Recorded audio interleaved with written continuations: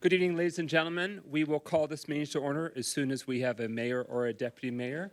We are required by the city charter to have one of those two city officers to have a city council meeting.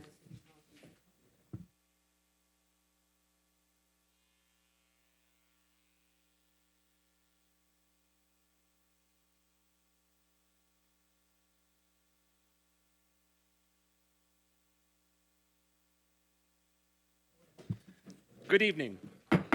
This meeting of your Pontiac City Council is hereby called to order at 6:03 p.m. We give the floor to Councilman William Parker, Jr. to introduce this evening's invocation. Thank you, President McGinnis. I'm honored this afternoon to have Minister Veronica Taylor to come and do our invocation this afternoon.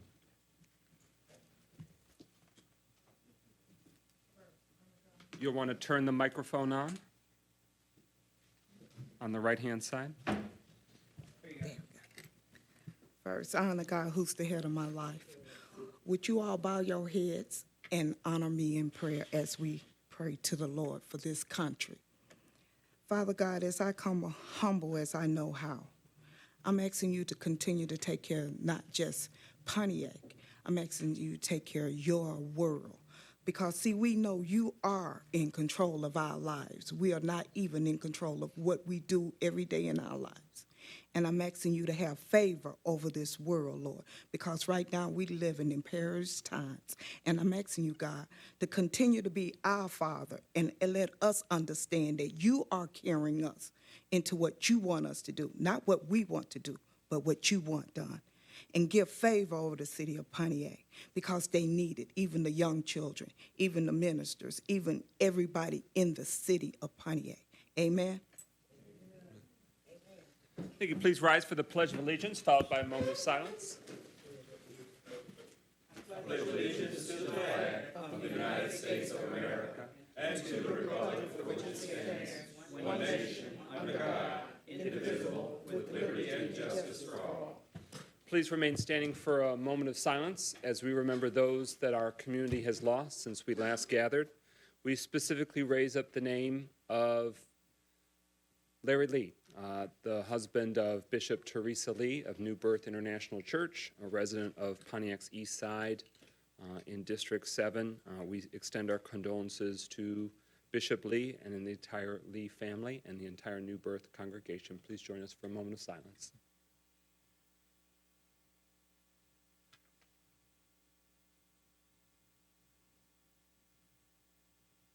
Thank you. You may be seated. Roll call, Clerk Doyle. Carrington, Present. Goodman, James, Here. McGinnis, Present. Nicholson, Here. Parker, Here. Rutherford. Present. Mr. President, you have a quorum. Quorum being established, and we do expect Councilman Goodman to be joining us shortly, so we will not vote to excuse him. Is there a motion to approve this evening's agenda? So moved. Support. It's been moved by Councilman Parker, seconded by Councilman Nicholson, so that is now before us, the consideration of the agenda. Councilman Goodman shared with me that he has an amendment he would like us to consider. He has a resolution in support of maintaining Saturday service for Smart Route 796 serving Perry-Opdyke. Is there a motion So to moved. amend the agenda to add it as we'll say the new number 14, and then all numbers from there to follow below? It's been moved, and was there a second? Second. It's been moved by Councilman Nicholson, seconded by Councilman Parker, that we add that item onto the agenda as an amendment. Any discussion on that motion? Hearing none, roll call on the motion to amend the agenda to add the resolution in support of maintaining Saturday service for Smart Route 796 serving Perry-Opdyke. Clerk Doyle. James, Yes. McGinnis, Yes. Nicholson, Yes. Parker, Yes. Rutherford, Yes. Carrington. Yes. 6 yeas, no nays. That motion carries. The amendment is hereby reflected in the main motion. Are there any other amendments that you'd like to propose or discussion on the agenda? Hearing none, roll call and adoption of the, and approval of the agenda. Oh, yes, I'm ma'am. sorry, I wanted to make a ask for something to be put as a discussion item. Okay. Crystal Lake and South Boulevard alleyway for dumping. Now, when you say Crystal Lake, do you mean the city, the street, or the lake? It's the street. Okay. Dumping. All right, so Crystal Lake.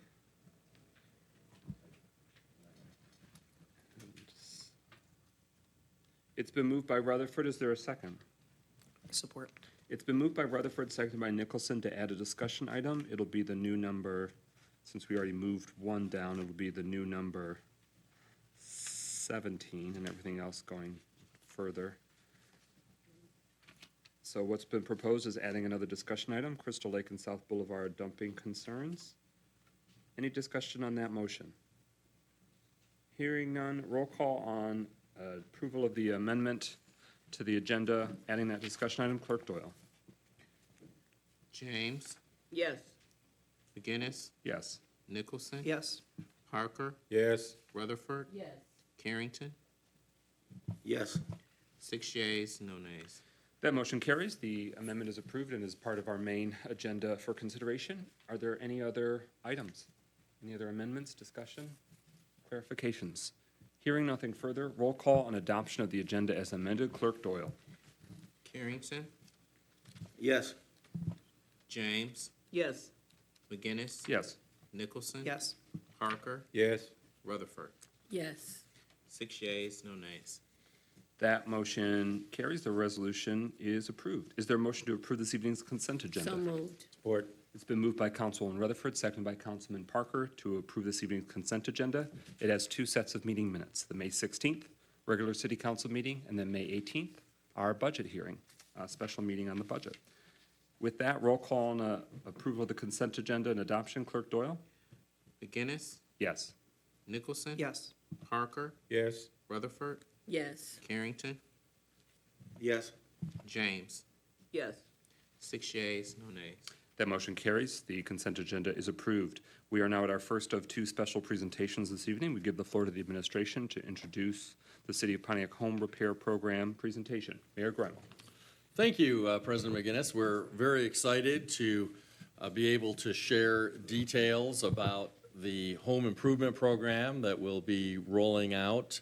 I know that we've had some conversations at city council meetings already in the past, including when city council approved the different buckets for various ARPA appropriations way back in November or December.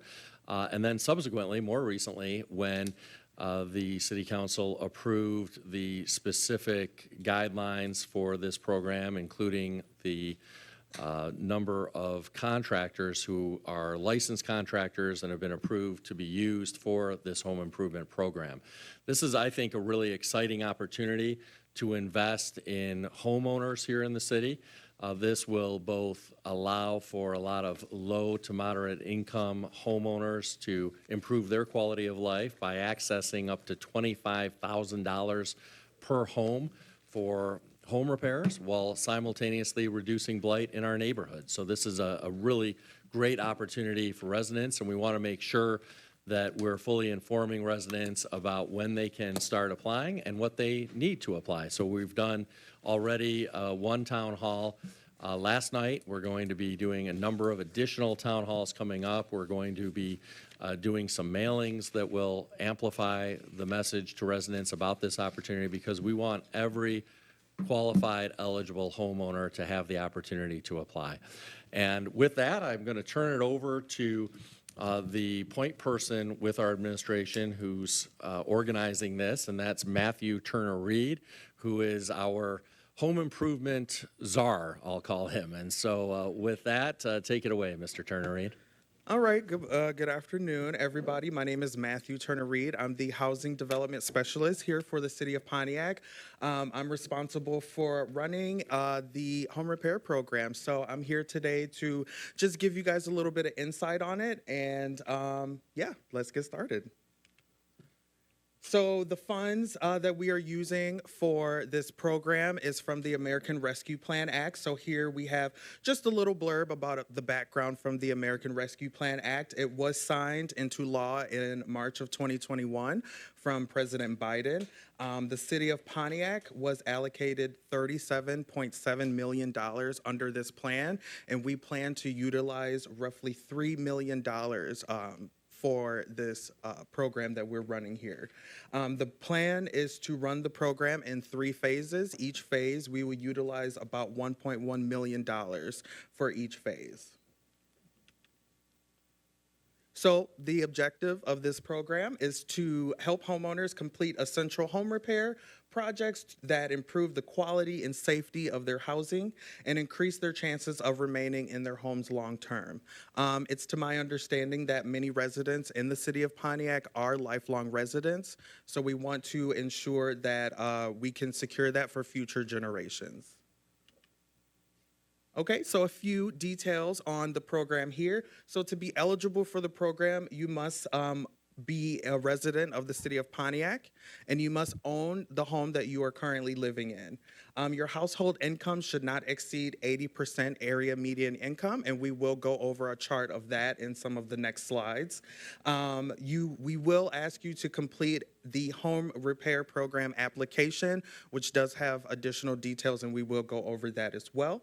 And then lastly, once you complete your application and you complete have your documents ready for us to review, you will give us a call on our home repair hotline, 248-758-3040, and you will schedule an intake appointment with myself, and we will review your application and your documents and review your eligibility at that time. Okay, so what are some of the applicant requirements? I get a lot of phone calls regarding this one. So first and foremost, as always, the home must be owner occupied. You must have homeowner's insurance on your current home. The home cannot be subject to foreclosure. You must be current on your mortgage and your property taxes. Additionally, you must have a photo ID, and that photo ID must match the home in which you are requesting the repairs for. Additionally, it must be located in the city of Pontiac. And lastly, we are requesting that you sign an agreement to allow the city of Pontiac to perform work orders under this program. Okay, so here's that chart of some of the income limits here. This chart is reflected in the application, so if you are interested in the program, this chart is available to you. So, for example, if you are living in the home by yourself and you are requesting repairs, we ask that your income does not exceed $50,160. Again, if it's you and your spouse, $57,280. Okay, so for some of the eligible repairs, again, we are granting up to $25,000 in home repairs. So we're very excited for this program. Here's just a short list of some of the eligible repairs covered under the program. We will focus on some health and safety issues if they are present within your home, such as lead or asbestos or anything like that. However, the list that we have here, doors, porches, chimneys, siding, barrier-free access, basement, plumbing, pretty much you name it, we should be able to accommodate most repairs for you. Okay, so here is a page of directly out of the home repair application packet. So this documentation checklist is available to you if you are interested in this program. So we will need proof of ownership, of course, so a copy of your deed, mortgage documentation, something of that nature. We will need proof of all household income since we are qualifying based on your gross household size, then we will need proof of all household income. I also want to emphasize that if you do not have any income, you are still eligible under this program. Additionally, we will need proof of all household occupants, which is typically reflected on your most recent tax return if you have any dependents living with you or anything of that nature. If you do have a mortgage on your property, we are requesting your most recent mortgage statement from your mortgage lender, and that's to ensure that your mortgage is current and your home is not subject to foreclosure. We will be requesting property tax documents to ensure that your property taxes are current. I did have questions regarding this one, so I do also want to emphasize that if you are in a current payment plan with either the city or the county for your property taxes, then you are still eligible under the program as well. We just need documentation to confirm that. We will need a copy of your most recent utility bill. Again, this is to confirm your occupancy. We will need proof of your homeowner's insurance. You must have homeowner's insurance under this program, and it must be current at the time of your intake appointment. And lastly, if you recently went through a bankruptcy, we are requesting a copy of that bankruptcy discharge, again, to ensure that the home will be yours long-term and that there will be no foreclosure activity or any liens on the property of that nature. So on this slide, here's a copy, a sample copy of the application within the application packet. As you see, it just calls for simple information, and it also has a home repair wish list in which you are eligible to write down any repairs that you are requesting for your home. Again, that's up to $25,000 in repairs. Okay, so here's just some general contact information. This page is also reflected in the home repair application packet as well. It's just listing most of the key players within this program: Alexandra Borngesser, Deborah Younger, myself, and Larry Domsky. If you guys have any questions regarding this program, feel free to reach out and we will be there to assess your concerns and your questions. And that is essentially the last slide that I have here. I'm not sure if we are taking questions and answers at this time, but I do want to emphasize that we do have the home repair hotline that's available to you. If no one answers the phone, which would be myself, I will myself give you a call back within 24 business hours. We also have an email box as well that we set up, phrp@pontiac.mi.us. And lastly, I do want to emphasize that all of the information presented, as well as a copy of the application and information on future town halls that I will be hosting, is located on our webpage on the City of Pontiac's website. That's pontiac.mi.us/home repair. Thank you, yes, and thank you very much for being here and for joining the City of Pontiac's team. There will be questions and feedback from City Council members. Councilwoman Rutherford. Yes, good evening. Thank you so much first for the presentation. I have several questions. Number one, how are you guys going to deal with people who do not have internet and able for them to come get the application? That's the first one. Yes, so we will have copies of the application available here at City Hall. We will also have copies of the application available at both senior centers, at the Bowen Senior Center and the Ruth Peterson Senior Center. And we should also have copies of the application available at the public library to pick up as well. Number two, how did y'all decide the income ratio? Because $50,000, let's say two people are on pensions, that would literally there's a large portion of the people that I've chosen to apply that thought that they would qualify. They no longer qualify based upon what's your income rate. How did y'all decide the income? Yeah, so the income is decided based on the 80% of the area median income. So we decided to use 80% because this models similar programs that are being put on. I do also want to emphasize that this is the first phase of 3 phases. So there may be a chance that we will make some changes in future phases, but for this phase, we are sticking with the 80% area median income figure. Third and most important question, when will this come online? Like actual date, not the actual date. Certainly, just the question I was waiting for. So we will begin accepting intake appointments on June 21st. So give us a call on our home repair hotline. I will answer the phone, more than likely myself, and we will get you scheduled to have an intake appointment. And in that appointment, we will review your application, review your associated documents, and we will then review your eligibility for the program at that time. All right, thank you.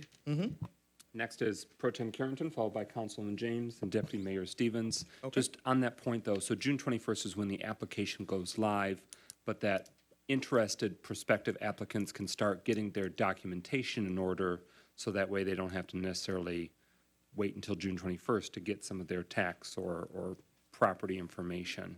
So the application is available on the City of Pontiac's website right now, on the home repair. So if you do have internet access and are able to go to that webpage, it is available for download right now. We're still currently working with printers to get the application printed in paper form in mass. However, the application is live on that webpage. You're able to download it, and you can also fill it out on the computer if that's something you choose to do. Okay, so online, the digital version of the application is available, but Yes. would not be able to be submitted until June 21st? Yes, that's correct. Okay. Pro Tem Carrington? Yes, thank you, President McGinnis. First, I'd like to commend the administration and you, sir, for rolling this program out. I think it's a program that's greatly needed Yes. in our community.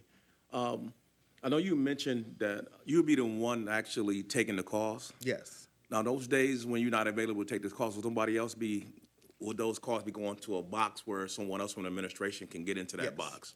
Yes, that is correct. This program is being ran out of the Grants and Philanthropy Department. So if there are days where I am not in the office, there will be additional team members available to be able to handle those calls. And the reason I ask that, because I know this is first come, first serve. Yes, So we want to make sure that if someone leaves a message, that they're able to get, that y'all able to reach back to them in a timely manner so they Yes. can have the opportunity. yes. All calls will be responded to within 24, 48 at maximum hours. All right, thank you. No further questions. Councilwoman James? Yeah, I'm still trying to clarify again, concerned about the fact that this is the first come, first serve, kind of program. Yes, And, I know that June the 21st is the day that we start accepting applications. Now you're saying that there's also a hotline available now, and that Yes. people can now make appointments for intake appointments. Would those appointments be on or after June 21st? Is that what? we we're will saying? begin accepting, just to make it fair for everyone, we will begin accepting intake appointment requests on June 21st. That is the official launch of the program. However, this hotline number is available to you all right now if you have any questions or concerns or would like to speak with me directly. Deputy Mayor Stevens? Thank you, Council President. Mr. Turner-Reed, you had mentioned the 80% area median income, but the number you gave was for a single family, and you also made mention of the fact that there's a matrix. Where can individuals find that to find out, like, hey, I'm married or I've got kids, what income range do I apply in? And then additionally, Councilwoman Rutherford had specifically made mention of individuals with pensions. Are there any forms of income that would not be counted against an individual as far as their maximum income allowable? Sure. So that chart that I showed you guys earlier on the presentation, that chart is available on the application packet for you to refer back to as you're filling out the application. And in regards to the second part of your question, I'm sorry, what was your question? The second part? The second part of the question is, are there any types of income that do not get included in your verification level of income? No, all household occupant income will be considered in this program. Councilman Parker? Thank you, Brother President. A couple of questions. One is, for those who may be literally challenged, are you going to offer assistance with filling those out before the application comes due on the 21st? Yes, we are currently working on obtaining someone to assist people who do have literacy issues. I myself will be able to assist people during their intake appointments if they have any issues completing their application. Okay, my second question is, I know that the city was also interviewing and have selected some contractors, but are you, if I do sign up, am I authorized also to find my own contractors, provided that they are licensed and bonded? No, you're not allowed to pick your own contractors under this program. We have vetted a set of contractors to work on this program who are already sealed and locked in. They have great craftsmanship and great work ethic to work under this program. So then that leads me to my second question. So then, if I choose a licensed contractor from the city and they don't fix my house properly, is the city liable for fixing it properly? So we do have a grievance form that will be available to all residents if they would like to file a complaint or anything of that nature. If we do find out that any contractors are not doing the work as promised or in a craftsmanship level, then they will be removed from the program. Thank you. Mayor Reimel. Thank you, President McGinnis. Yeah, I wanted to touch on a few of the questions that have been raised. We have vetted the contractors very carefully who we have recommended and who council has approved to be the contractors for this program. We've also made sure that the contractors represent the diversity of our community. Several of the contractors are Pontiac-based contractors. At least one of the contractors is a Spanish-speaking contractor. Several of the contractors are Black-owned contractors.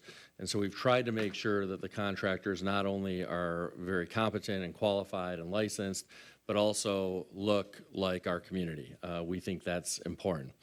And I think it's really a benefit to our residents that if they apply and qualify for the program, that they won't have to go out and find a contractor. They won't have to vet a contractor.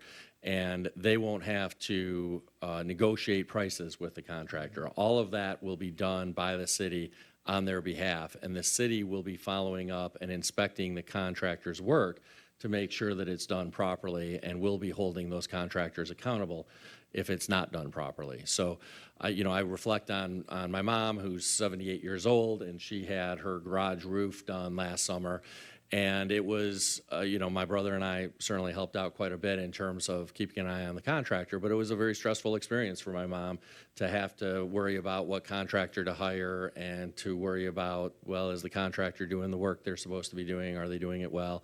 And I think most residents, at least, will be relieved to know that the city is taking care of that side of this for them. The other item that I wanted to touch on is the first come, first served nature of this, because that's something that we debated quite a bit internally about, and there's not, at least we weren't able to come up with a great alternative to that, because if we're put in the position of trying to select people on some other basis than first come, first served, then we're put in the position of trying to determine whether or not some people's home improvements are more urgent or more necessary or more important than other people's home improvements. And that's a really tough role, I think, for the city to play. So that's why, at least for this first round, this first phase of the 3 phases, it's going to be first come, first served. And that's why we also decided that we would have this income threshold of the 80% of area median income, because with it being first come, first served, we know that there'll be more applicants than available funds. And we wanted to make sure that those residents who are most in need would be first in line before those who have higher level incomes and are not in as dire of a need as lower or moderate income residents. Just to put that in perspective, we've got $1.1 million allocated for each round of this. So for the first round, there's $1.1 million. If each applicant qualifies for the full $25,000 for their home, that only means that 44 homes will be done in this first round. So $1.1 million sounds like a lot of money, but if each applicant applies and gets the full $25,000, that only means 44 homes. And that's why we wanted to make sure that there was some income threshold so that those residents, homeowners most in need, will be the ones receiving the funds. We'll be evaluating the first round, and we may propose some changes to the second round or third round, but that's how the first round has been designed, and that's why it's so important for residents to be fully informed about this, to get all their documentation and paperwork together, and be ready to submit it on June 21st because of that first come, first served nature of the program. We don't want anybody to lose out because they didn't get their paperwork in until a later date. And what I understand you to be saying, Mr. Turner-Reed, is that although applications won't be accepted until June 21st, people can call in advance and seek guidance, ask questions, and seek some assistance in gathering their paperwork before June 21st so that their ducks are in a row and they can make sure to get their application in on June 21st. Is that accurate? Yes, that's correct. Any final questions or discussion on this special presentation? Councilman Rutherford? Will the city have an issue with us making copies of this in advance for our constituents? All right, cool. Thanks. Any further discussion or questions? Truly, thank you again for your professionalism and your expertise that you bring to this role. I think that what has already been demonstrated with last night's engagement with residents and what you're providing and what's lined up is exactly what this program needs. So that way it's a complex undertaking and it's pretty unique. Usually what happens when there's a federal or a global financial crisis and cities like Pontiac get hit hard, money comes along and usually that money is spent to demolish things. And there is a role for that, and there's a need for that. We, in our neighborhoods and on our corridors, we know that better than most. But this is a way to be proactive and investing in our residents to prevent future blight, prevent future demolition, or demolition by neglect, meaning a property is no longer viable, that one simple repair, it might have been the difference between a neighborhood as well as that house, but a neighborhood remaining intact and remaining healthy. So I really appreciate that this council and this city government, this administration, is trying a more holistic approach, a more sort of positive approach that tries to address matters on the front end and being very intentional about the property owners and homeowners that need the help the most. This isn't intended for some shrewd landlord to get all their properties in and do it on the taxpayer's dime. This has been structured in a way so that way homeowners, Pontiac residents, those that have these struggles and these challenges, there is a structured, systematic, and monitored way to make sure that we're rebuilding and investing in our neighborhoods. So thank you very much to everyone who's doing the hard work of building and assembling this process as we go. Hearing nothing further, thank you very much, sir. We'll move to our next and final special presentation. Civil War Union Veterans Memorial Day commemoration. It should be no surprise to anyone in this room that Memorial Day is observed at the end of May. This coming Monday, May 29th, is Memorial Day, and there's an annual tradition that happens at Oak Hill Cemetery. We're grateful to have longtime Pontiac advocate, historian, and author, including on Civil War veterans that came from Pontiac. We give the floor to you, sir, to let us know about this commemoration. And if you can touch the button on the bottom right to turn the microphone live. There it is. Okay. You'll be glad to know it's not a presentation, it's an invitation. Thank you, though. I could bloviate about it, but anybody that knows the Civil War and other topics that people like myself can go on. I've talked to Tim quite often, and before he was mayor, and we went on many topics over coffee and things. So, no, this isn't a big talk, and it's not a history lesson, but it's an invitation. It's a tribute that kind of Don Woodward started several years ago, and I'm glad to have mayors past, and Tim, you came. Sorry, Tim, you're mayor. I know him so well. Well, I call him Tim. Sorry.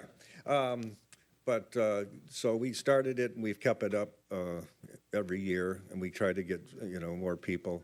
But it's really about the fallen Union dead in general. But then we concentrate because the two graves on the north side, the obelisk there, and the other grave is of General Israel B. Richardson, who died at Antietam of a piece of shrapnel went into his chest and killed him later, and he died leading troops. So you have a general leading in the war that was pretty admirable. And then Moses Wisner, governor, the Pine Grove there, home that we all know, he was asked to raise a regiment by the governor at the time, and he did. And it was the 22nd Volunteer Michigan Infantry, and he died of typhoid fever on January 5th, 1863. So he died more typically of what most soldiers died of, disease.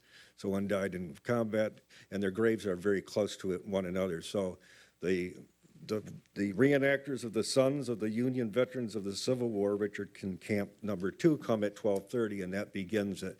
And they come with their uniforms, and they read their tribute to General Israel B. Richardson. And then when they're done, we say some words about, about Governor, and then who became Colonel Wisner, and some words about the Union troops in general, because it's about those who perished in combat. And not only combat, those that died during the war. So like in the Civil War, only 1 out of 3 people died in combat. The rest of the 620,000 of that died of disease. So they died too, as well, and complications of wounds and whatever. But that's what we try to pay tribute to those. This isn't a history lesson here, but the 22nd that trained at the fairgrounds there, that's why the Fairgrove Street is there. That's why the stone is there in tribute to them. They went down south and they fought at the Battle of Chickamauga on Hill Number 3 and became heroes and helped hold that line there with so it would not crumble and be destroyed. So that made possible not the complete disaster of the battle, which we lost. So they're known, and I wrote the book about it and was proud to do it. And so we look forward to just paying tribute to them. And we invite anybody that wants to come.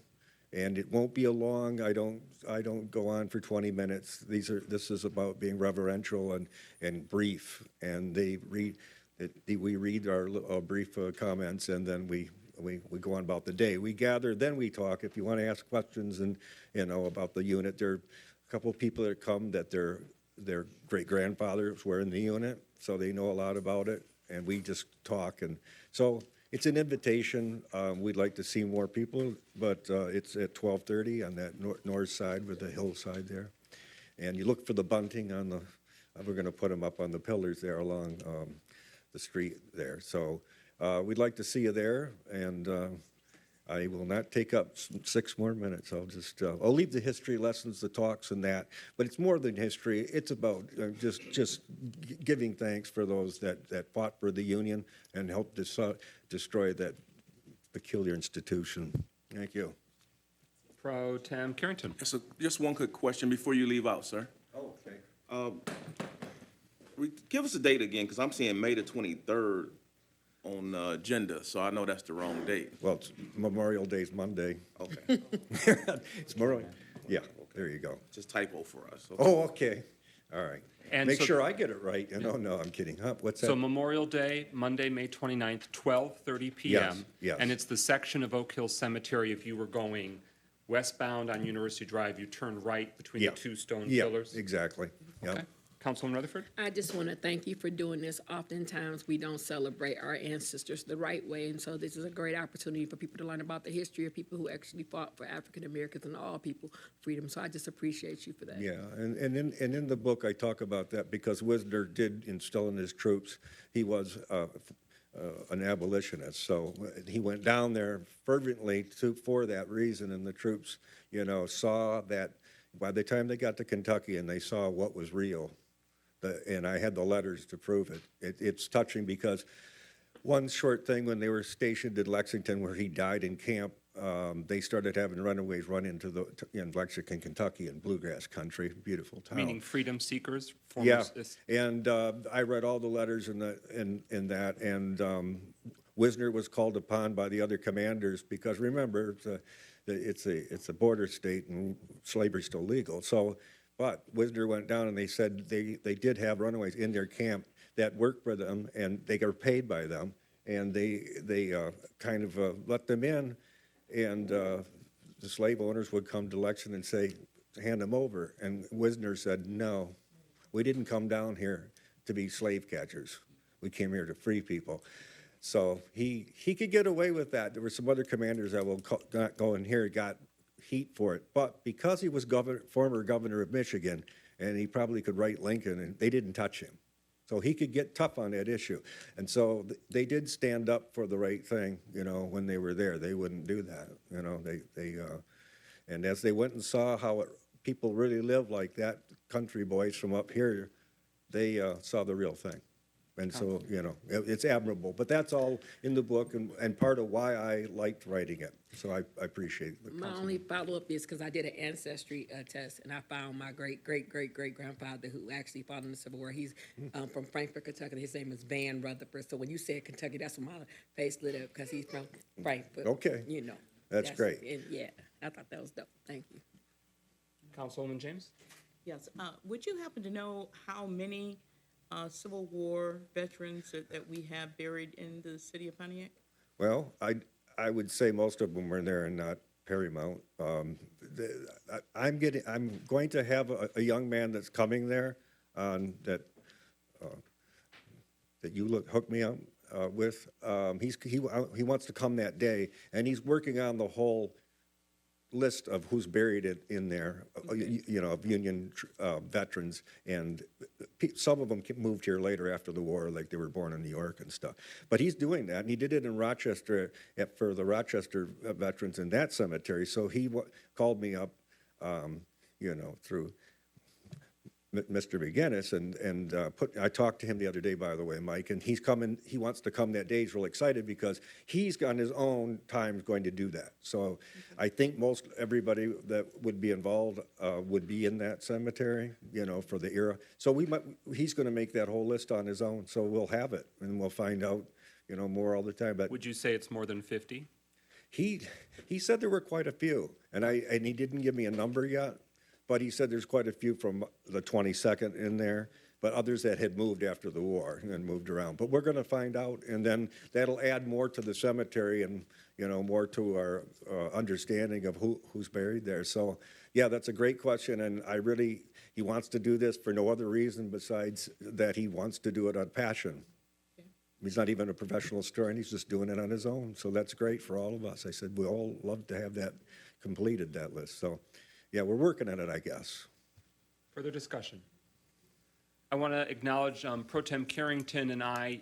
Oak Hill Cemetery is located in both of our city council districts, and so north of University Drive is in District 6. As some of his district projects, he has supported the grassroots efforts of volunteers in Oak Hill Cemetery for landscaping. They've put in a map display so that way visitors can actually know where the sections are in the cemetery, and we want to salute Nancy and Don Calendine, residents of District 2, who have just in recent days been doing additional work. And so thank you, Pro Tem Carrington, for using some of your district project funding. So I'll be there helping out in voluntary before that day. In fact, Larry Keene and I and Don and Nancy all are going to go there to do extra touch-up in that area. We trim the bushes and do whatever. So I've done a lot there too. I actually painted that office and stripped those columns that you see when you drive along. I like it because I stripped those columns down years ago and they still look good. And I painted that sign that hangs there, the Oak Hill sign. I took it down and I put it in my backyard and I painted it. So I haven't done as much as Larry, but I've been there and I'm happy to get dirty and dress up for Monday. So I hope to see some people there, and we'll keep on doing positive things and keep fixing things up. And that's another key thing too. So I was glad I got to see that tonight for a presentation for another big picture that's being done. So we all do our part. I have a historic house, so just working on it today. So let's all just keep going on, do positive things. Thank you. Thank you very much. Bless you for your volunteerism in our city. With that, is there any elected officials, currently elected officials that wish to have the floor? Hearing none. Pro Tem Carrington, are there any requests for agenda address tonight? Yes, President McGinnis. Dr. Deidre Waterman.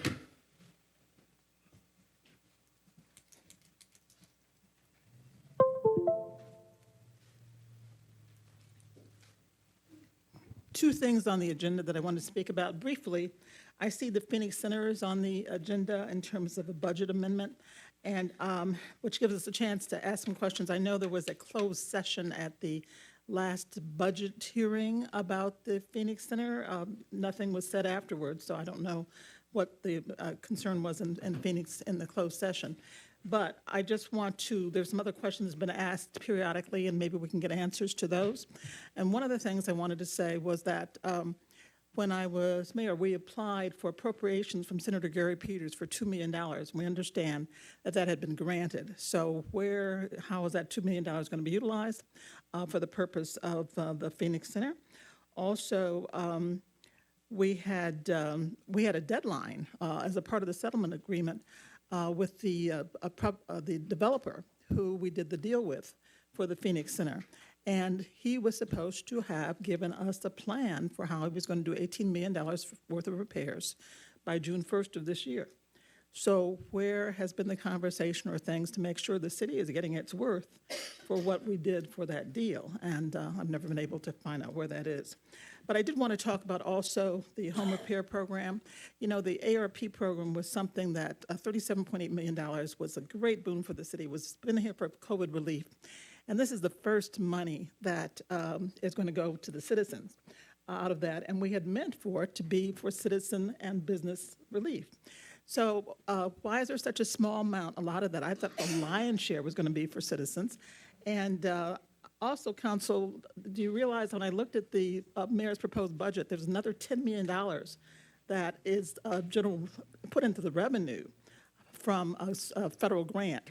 And this, again, in addition to the $10 million for last year, so that means a lot less if we're going to put it in the general fund, a lot less for citizen relief and business relief. So those are the things that I brought to my attention. Thank you, Dr. Waterman. At this time, Ms. Darlene Clark. Ms. Gloria Miller. Mr. Chuck Johnson. That concludes our agenda address, President McGinnis. All right, we'll have public comment shortly as well. So next up is public hearing regarding the annual millage rates for fiscal year 2023 and 2024. So this is an opportunity for Pontiac residents and those in the audience, if they wish to speak in terms of what is being considered for what the millage rates will be for Pontiac taxpayers. The fiscal year runs July 1st through June 30th. So we are considering this before the new fiscal year starts July 1. Mayor Grimo, administration, anything you'd like to offer before we open the public hearing as it relates to the annual millage rates for the coming fiscal year? Thank you, President McGinnis. As you know, this is a statutorily required hearing where we allow the public to speak to the annual application of millage rates, both the general millage as well as specific millages for specific items such as youth recreation, seniors, and other specific millages. So it's really something that the city does every year, and we look forward to hearing any comments that the public may have to share. All right, with that, I'm opening the public hearing at 6:49 p.m. So those in attendance, if you'd like to come up to the microphone and share your feedback on the proposed millage rates. Good evening. My name is Robert Bass. I live at 499 Highland. And I don't know what millage rates that y'all are passing, but my main reason for getting up is because I want to know how many millages are we passing this year. We passed 7 last year. Now, are we passing 7 millages? And if so, how much are those millages? Thank you. Yes, sir. Feel free. Yep, you can proceed. Hi, I'm Tyler White, Deputy Treasurer. The list of the millages that we have proposed for the 23-24 fiscal year, they're all the exact same as last year, except for there was a voted millage in November on the ballot that passed with a 64-46 split in favor. The actual millages by the city proper, so we've got our charter operating millage of 10.9132, the capital improvement millage, also by charter, of 1.3639, sanitation of 2.7281, senior services, which was voted in 2016, 0.4839, voted for the youth center as well, 1.4519, and then this was the operating increase to reach us up to that 18, where an amendment to the state constitution had lowered the amount of taxable millages that we could charge for the city's charter, which is at 12. This brings us up from the 10.9132 back to the 12. It's 1.0868. In short, we're up to the maximum amount that we are allowed by the state constitution, where the amendment had reduced it over time. This is just to bring us back to normal. Thank you, sir. So with that context on what the millage rates are, essentially what's being proposed is related to what the voters of Pontiac have approved. We are continuing the public hearing if there's any community members that wish to speak.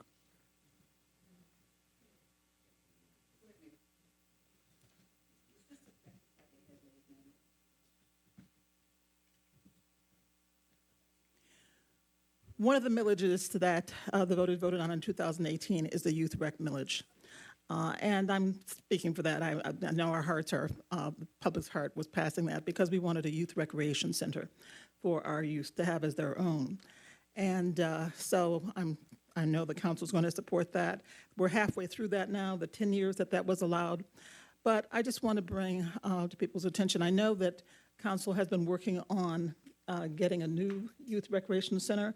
I don't know if any feasibility has been done on that. I know you purchased a building, but how long is it going to take to build a new building and, get that functional so that our youth can use it? One of the things that we had a presentation from the Anti-Violence Committee that brought in a group, and they want to hire this group for $400,000 to bring in kind of counseling and things to bring down violence in our community. And as they were talking, I said many of those things we had in the youth center that we opened. And so yet we're bringing in somebody for $400,000 to do the kinds of things that we already had. We had counseling. We had a mini station so we can have people, young people have counseling in terms of anti-violent techniques. We had the fact that they had a place to call their own, and so many people who came to use the gymnasium. So, I still grieve a little bit that we closed that with no ready plan, even though when the people passed the millage, they passed it because they thought they were going to get a youth center. And so hopefully we can get that fulfilled. I see so many youth, and as I thought about that, as the young people walked in, I said, I'm still so sorry. Then the interim, we still don't have a plan for them to have a youth recreation center of their own. And just to include something that was said, it was not illegal to keep that open. Look at the city attorney, several times came and talked to council, why we were totally within our right to keep that open. That does conclude your time, but as a formality, can you share your address since it's a public hearing? Absolutely. I'm Dr. Deirdre Waterman. I live at 312 Ottawa Drive, Pontiac.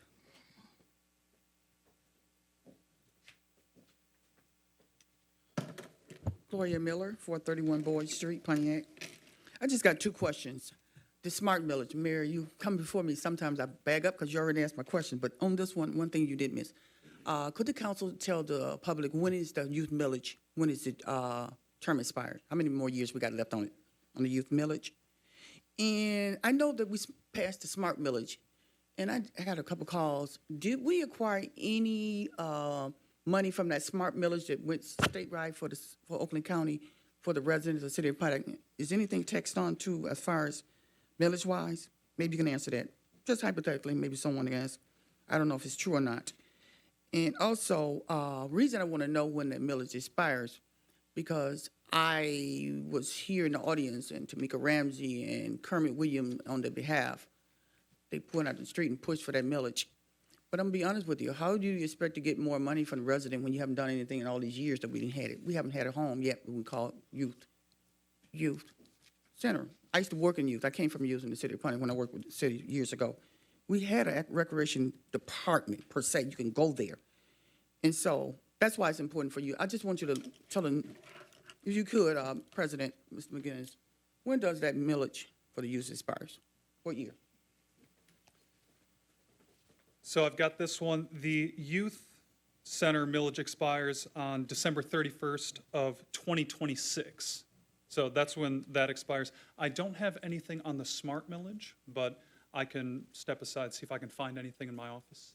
So please bear with me. It's worth noting there are some millages that impact Pontiac property owners that we do not set.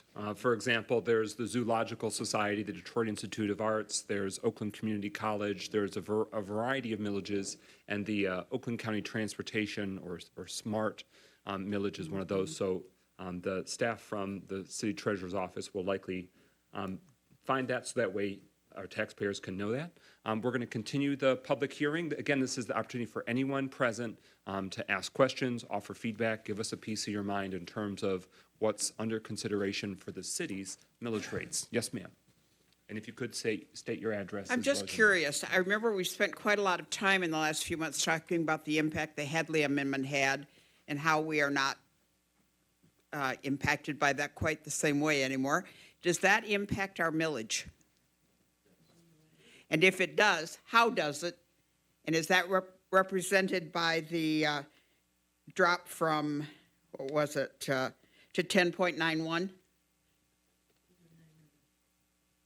Would you state your address for the record? Pastor Desereau, we need your address for the record. It's a public hearing. We're required to request your address. Pastor Kathy Desereau, 1200 Colony Lane, Pontiac. And once we conclude the public hearing, we'll be able to answer that and other questions. Andrea Mans, 432 Highland Avenue. Robert Bass's question was not answered when he asked what's the price of the millage. So for the points challenge people, we want a dollar amount for the millage, like how much it's gonna cost.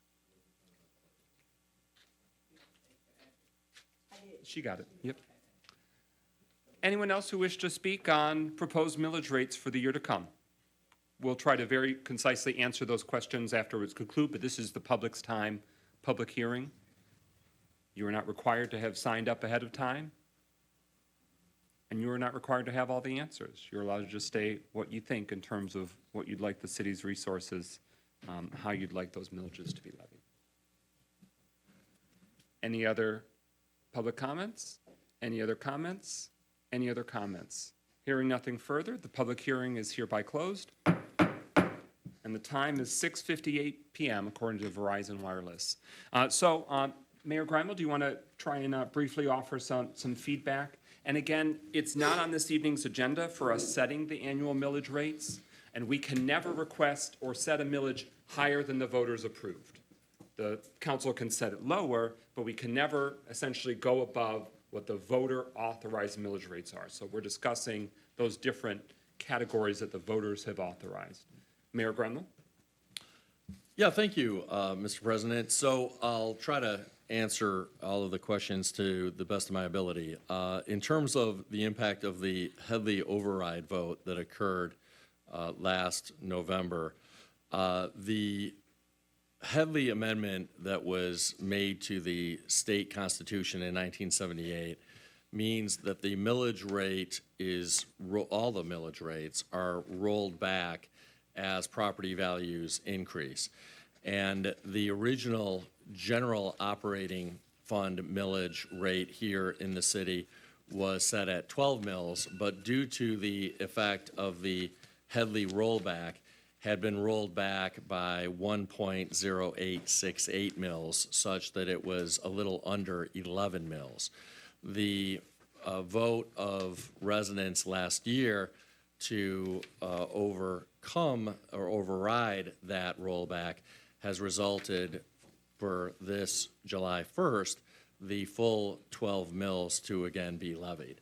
In terms of the dollar amount of the millage rates, it depends on the value of one's home. So the higher the taxable value, the higher the dollar tax amount will be. The millage rate is a rate. It's a percentage tax that's applied to the taxable value of each person's property. In terms of the question about the smart millage, the smart millage has long existed, including here in Pontiac, but it was only applied to those municipalities like Pontiac that opted into smart services.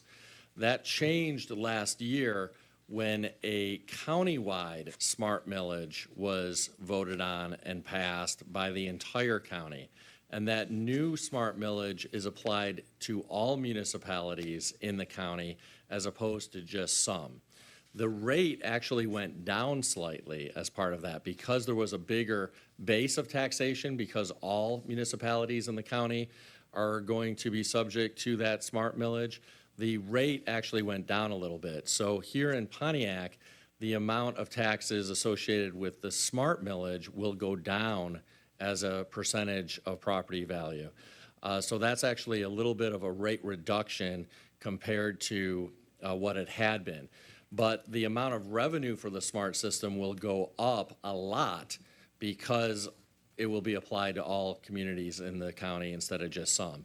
And as a result, the quality of services offered by SMART will go up quite dramatically as well. I know we have an agenda item to encourage the maintaining of Saturday bus service on the Perry Updike section of routes here in Pontiac, but a lot of communities that had not been included in SMART, communities like Waterford, Bloomfield Township, Bloomfield Hills, will now be included in the SMART system. And so residents here in Pontiac will have the opportunity to take bus service to a number of communities that they previously couldn't because those communities weren't even part of the SMART system. The other question that was asked was about the youth millage. That actually was voted in 2016, not in 2018, as a member of the public mistakenly stated. And so that was passed in 2016. And when we took office, the 8 of us, the 7 council members, and me as mayor, the previous administration had that tax in place for fully 5 years and had failed to acquire city-owned property for a city-owned youth rec center, and instead was paying $26,000 per month to rent a facility that was inadequate for the purpose, despite the objections and votes of city council to not authorize the previous mayor to rent that facility. So we ended that lease. We have used a number of sites around the city since that time for really robust youth recreation and enrichment programming, and just a couple of weeks ago closed on our purchase of a site where we will be building a new youth recreation facility. And so we're very excited about that. We just closed on that site, the McCarroll site, a couple of weeks ago. And so we will have finally a city-owned youth rec center. Now, we first have to go out and solicit feedback from the community about what amenities community members would like to see as part of that facility, and then we will go about building a new facility, a state-of-the-art facility that our young people have long deserved, so that we can have an actual home base for youth recreation and enrichment programming for our young people. Thank you. Councilwoman Rutherford? Yes, to the administration, is there any way so that there could be nobody to spread lies, rumors, or innuendos, that you put out the list of how much the millages is, so we can just have some facts and not imagination? Could you do that? Absolutely. All right, thanks a lot. Well put. And so at a future city council meeting, we'll actually be authorizing it. We want to make sure the public had the opportunity to formally provide their feedback before we set that. And we'll make sure that it's visible and viewable for those in the audience, those at home, et cetera. We want that to be as easily reachable as possible.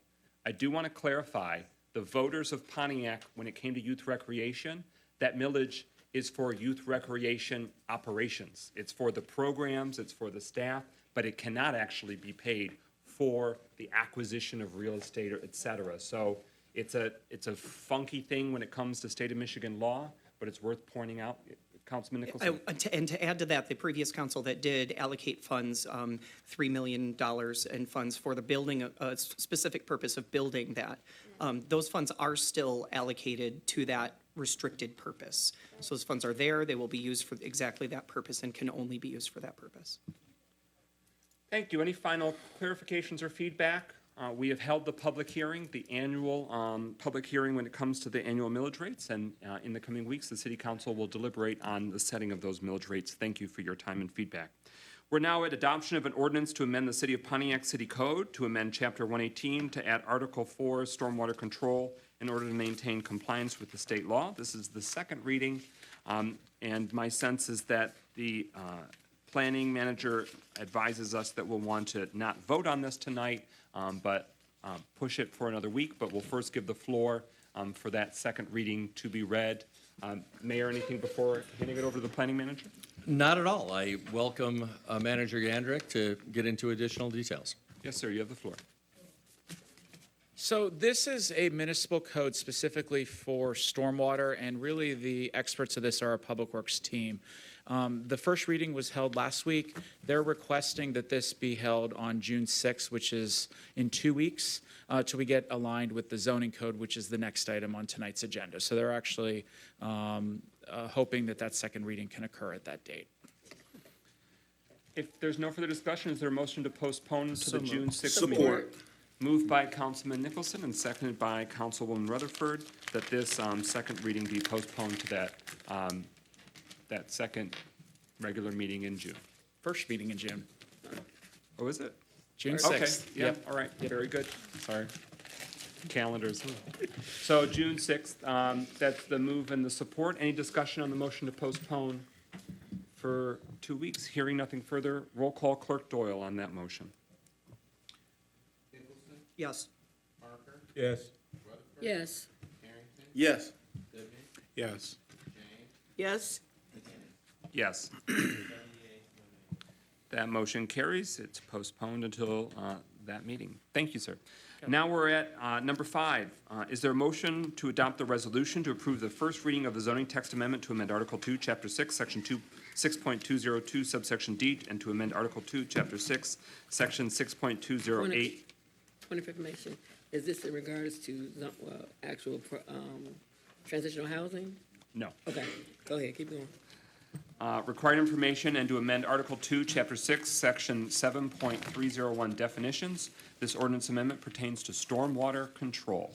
Is there such a motion? So moved. Is there a second? It's been moved by Councilman Rutherford, seconded by Councilman Parker. And as they make their exit from the room, let's give a round of applause for Pontiac's youth.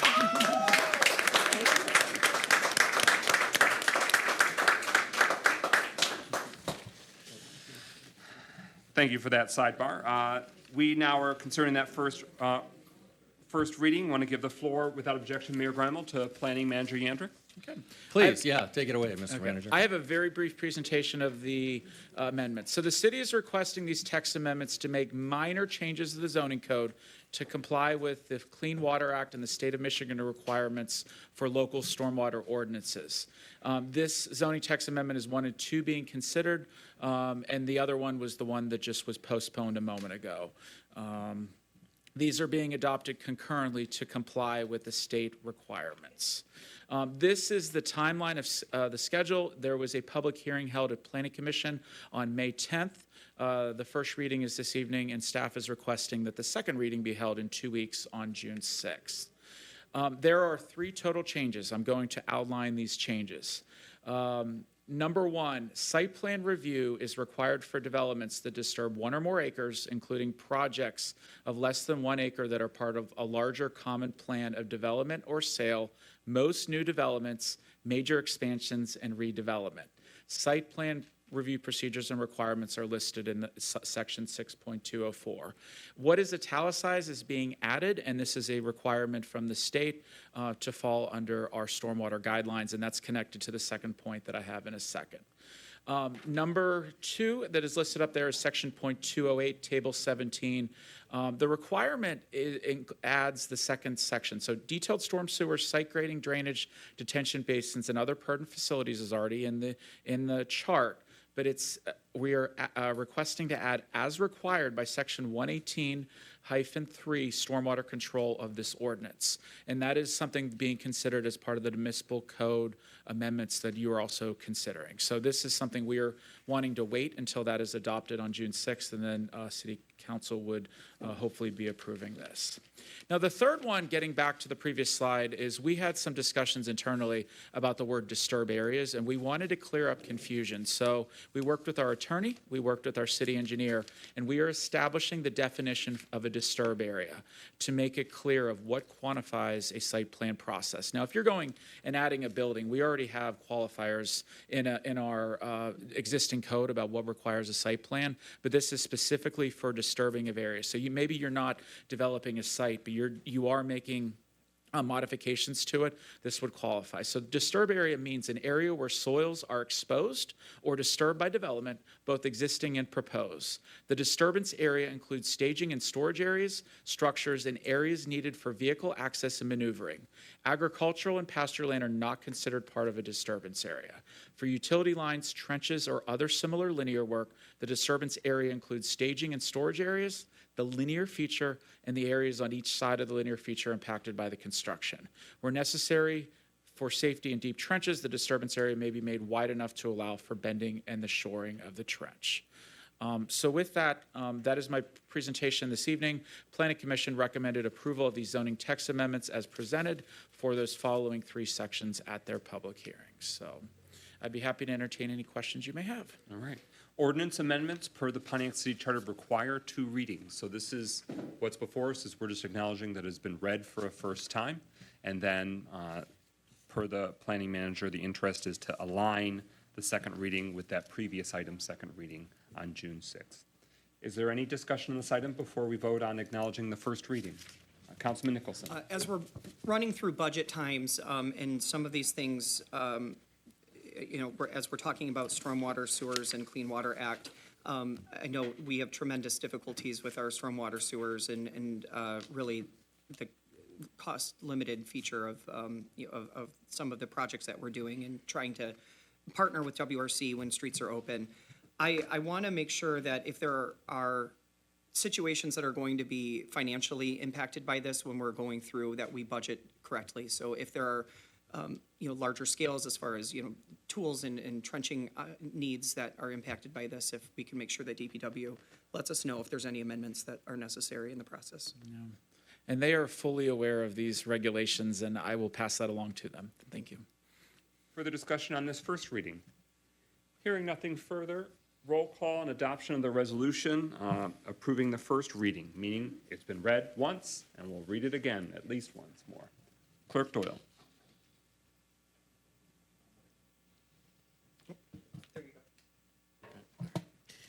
Parker, Yes. Rutherford, Yes. Carrington, Yes. Goodman, Yes. James, Yes. McGinnis, Yes. Nicholson. Yes. 7 yeas, no nays. That motion carries. The resolution is adopted, and for the public's benefit, our expectation is that we will be scheduling that second reading on June 6th as well, although it doesn't require a postponement at this point. But I'll work with the clerk's office if you want to have it done a different way, if you want us to, if we're required to. Okay, sounds good. June 6th, party time for stormwater. Is there a motion to adopt the resolution to approve the first reading of a zoning ordinance text amendment to amend Article 2, Chapter 5, Section 2.502, to amend Article 2, Chapter 5, Section 2.506, add Article 2, Chapter 5, Section 2.507, amend Article 3, Chapter 2, Section 3.203, amend Article 4, Chapter 4, Section 4.206, subsection A, subsection 3, and amend Article 7, Chapter 2, Section 7.201. So moved. Is there a second? Support. It's been moved by Councilman Nicholson and seconded by Councilman Goodman that we are approving the first reading. Again, this doesn't enact it. It just acknowledges that there's a first reading. And then we have in parentheses on the agenda, the shorthand, this ordinance amendment pertains to unlicensed residential facilities and the keeping of household animals and pets. So that's what's going to be delved into. We give the floor now to the mayor administration for context. Thank you, President McGinnis. We have long here in the city of Pontiac had very minimal, and in some cases, no meaningful regulations around residential facilities and around animals. And so certainly, compared to the vast majority of other communities, it's largely been the Wild West here in Pontiac when it comes to these two topics. This proposal is designed to change that so that we can better police nuisances when they arise in neighborhoods, and most importantly, make sure that we're protecting the safety and well-being of residents who live in a variety of residential facilities. Among other things, it would require that residential facilities be registered with the city so that we can ensure that they're abiding by city ordinances, that they're undergoing inspections, and that we're able to make sure that they're actually making and allowing for living conditions that treat people with dignity and respect. So with that, I'll turn it over to Manager Yandrick, and he may want to have the city's attorney speak as needed.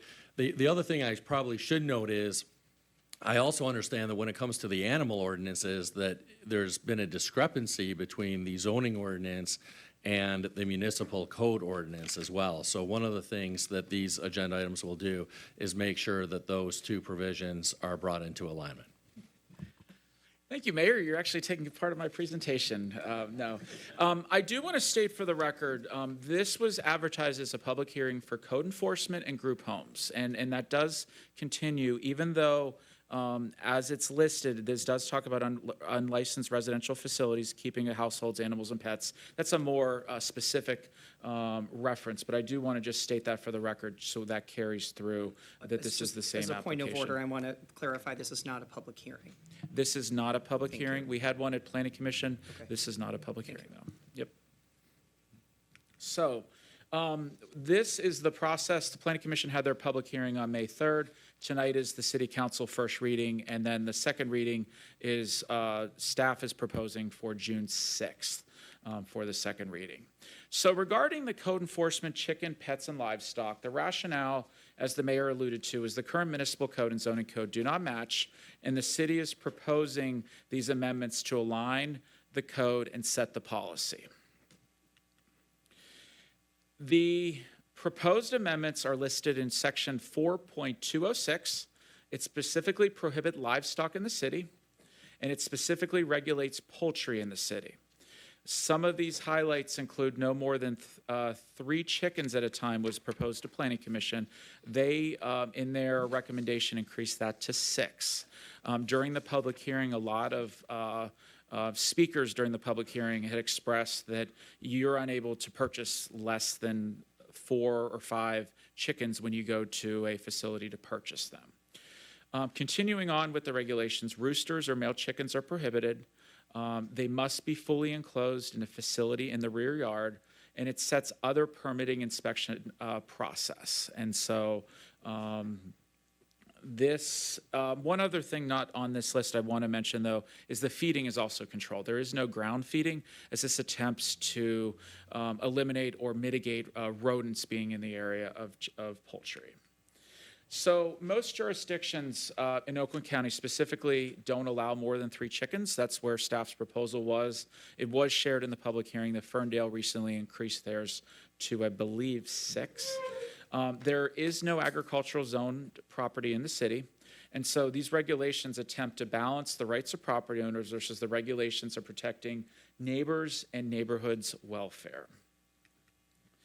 So continuing on to group homes, while the part of the rationale is while the current city currently has regulations on state licensed residential facilities, there is not clear language on unlicensed facilities. The city is proposing definitions for clarity of different types of land uses, including but not limiting to dwelling units. And the city is proposing increasing the buffer yard distance from 500 feet to a half mile to prevent clustered neighborhoods of similar facilities. So these amendments establish unlicensed residential facilities as a land use. It increases and establishes the separation distances from licensed facilities, unlicensed facilities, and boarding houses to a half mile. But existing permitted and licensed facilities are exempt. These amendments would only apply to future applicants. Now, there is a registration process that will be discussed under the municipal code and does not propose any changes under the zoning code this evening, just as a point of order. So with unlicensed residential facilities, more than just establishing the definition, city staff proposed restricting it to the multifamily dwelling elevator apartment zoning district, which is R4. The district is similar to R3, but has flexible zoning requirements different than R3, highlighted by the elevator and taller buildings as a use. There are approximately 5 zones in the city, and if you give me a moment, I would like to highlight them at the city. So for people watching on the screen or watching at home, this center area is the Loop, and this is the C2 district of downtown.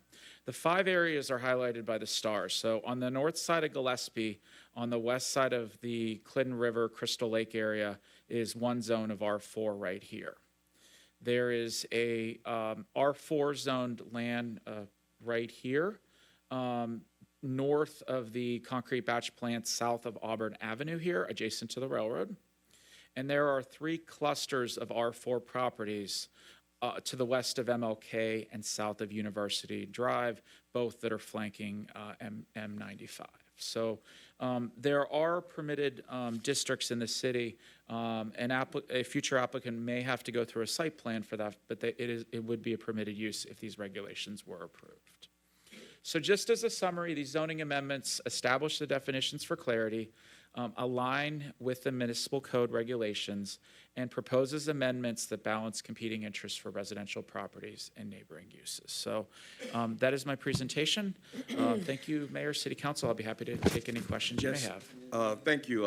At this time, the council have any questions? Oh, I do. Councilwoman Melanie Rutherford. R4 is on Gillespie, so that's the only place in the District 1 that you can have transitional housing, correct? That is the only current zoning district that allows that. Okay, and so basically what you're doing is, the way that you have this set up is so that no one who's trying to do it the right way can actually come into the city. Now, the thing you're gonna say is that we have so many people that are registered sex offenders that live here, and we have so many people, but these people also are being opted out because you also are very much aware that these people who are returning citizens can't find adequate housing because of their records. You are aware of that, correct? I'm listening. Are you aware of that, sir?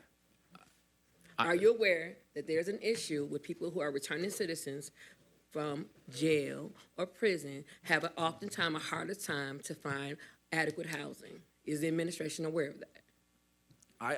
I would say that I am understanding that, but there's still more that I have to learn. Okay. So the reason why I'm asking that, basically, we have no new affordable housing being built in the city. You guys are telling us the transitional housing you don't want, except only in 5 places in R4. So you basically don't want people who are trying to change their lives to come to Pontiac, in my opinion, because the places that you have it in, there's no way. Gillespie, where it is right there, there's a brand new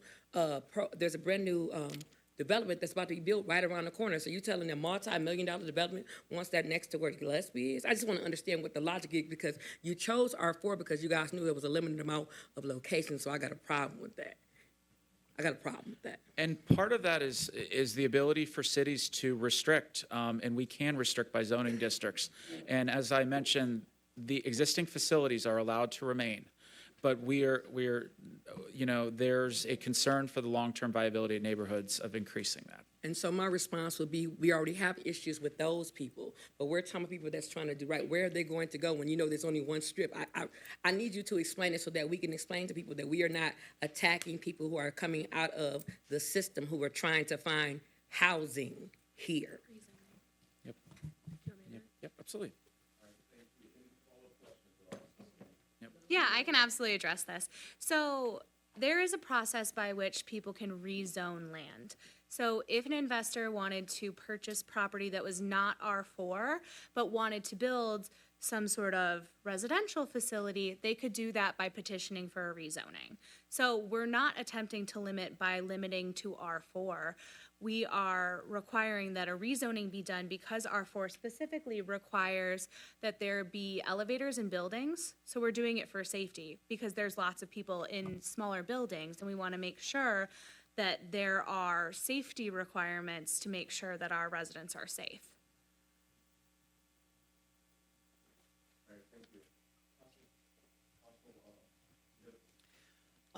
Mine is sort of potentially semantics, but my day job is I work for a group home provider, and we have both licensed and non-licensed settings. The term facility is somewhat problematic when it comes to the state home and community-based standards. So if the term facility is included, I'm worried that because they stay away from that term, that these are group homes, they're community-based settings, that they're residences. So I don't want someone to misunderstand that a residence isn't, because truly this is only affecting residences. I mean, we're not going, if there were facility size settings, we'd be talking about commercial spaces. So I'm wondering if there could be some text amendments to say residences rather than facilities. Yeah, that's absolutely something that we can It's a discuss. dignity thing, especially just because they're not, they're not institutionalized. It is, Thank you, Councilman Nicholson. Any other questions for council? Actually, I'm sorry. Deputy Mayor, you was on the floor next. Okay, you passed. Councilwoman James. Well, I agree that Councilman Nicholson's comments about.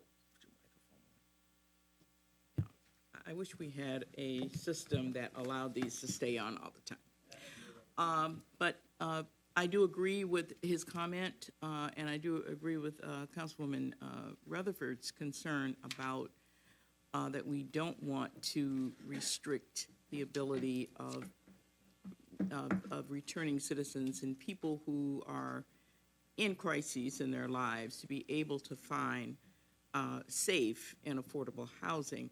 But I think this is one of the concerns that our housing study that we plan to do. This is, because when we're approving these changes, we do ask those questions of, is this going to affect the ability of people who are returning citizens to be able to find decent housing? And I don't think you have those answers, but as elected officials, we need to ask those questions, and we need those answers, because we don't want what we approve to then become major hindrances to people who are struggling within our society. So I invite that we really look at, this future housing study, and that as these studies are done, we have a second look at these kinds of codes and ordinances, so that we can make sure that we are not contradicting ourselves, and we're not fighting against ourselves when it comes to these kinds of decisions. Thank you, Councilwoman James. Councilwoman Rutherford for the second time. Yes, to the administration, when is the actual housing study going to happen? I yield to the mayor.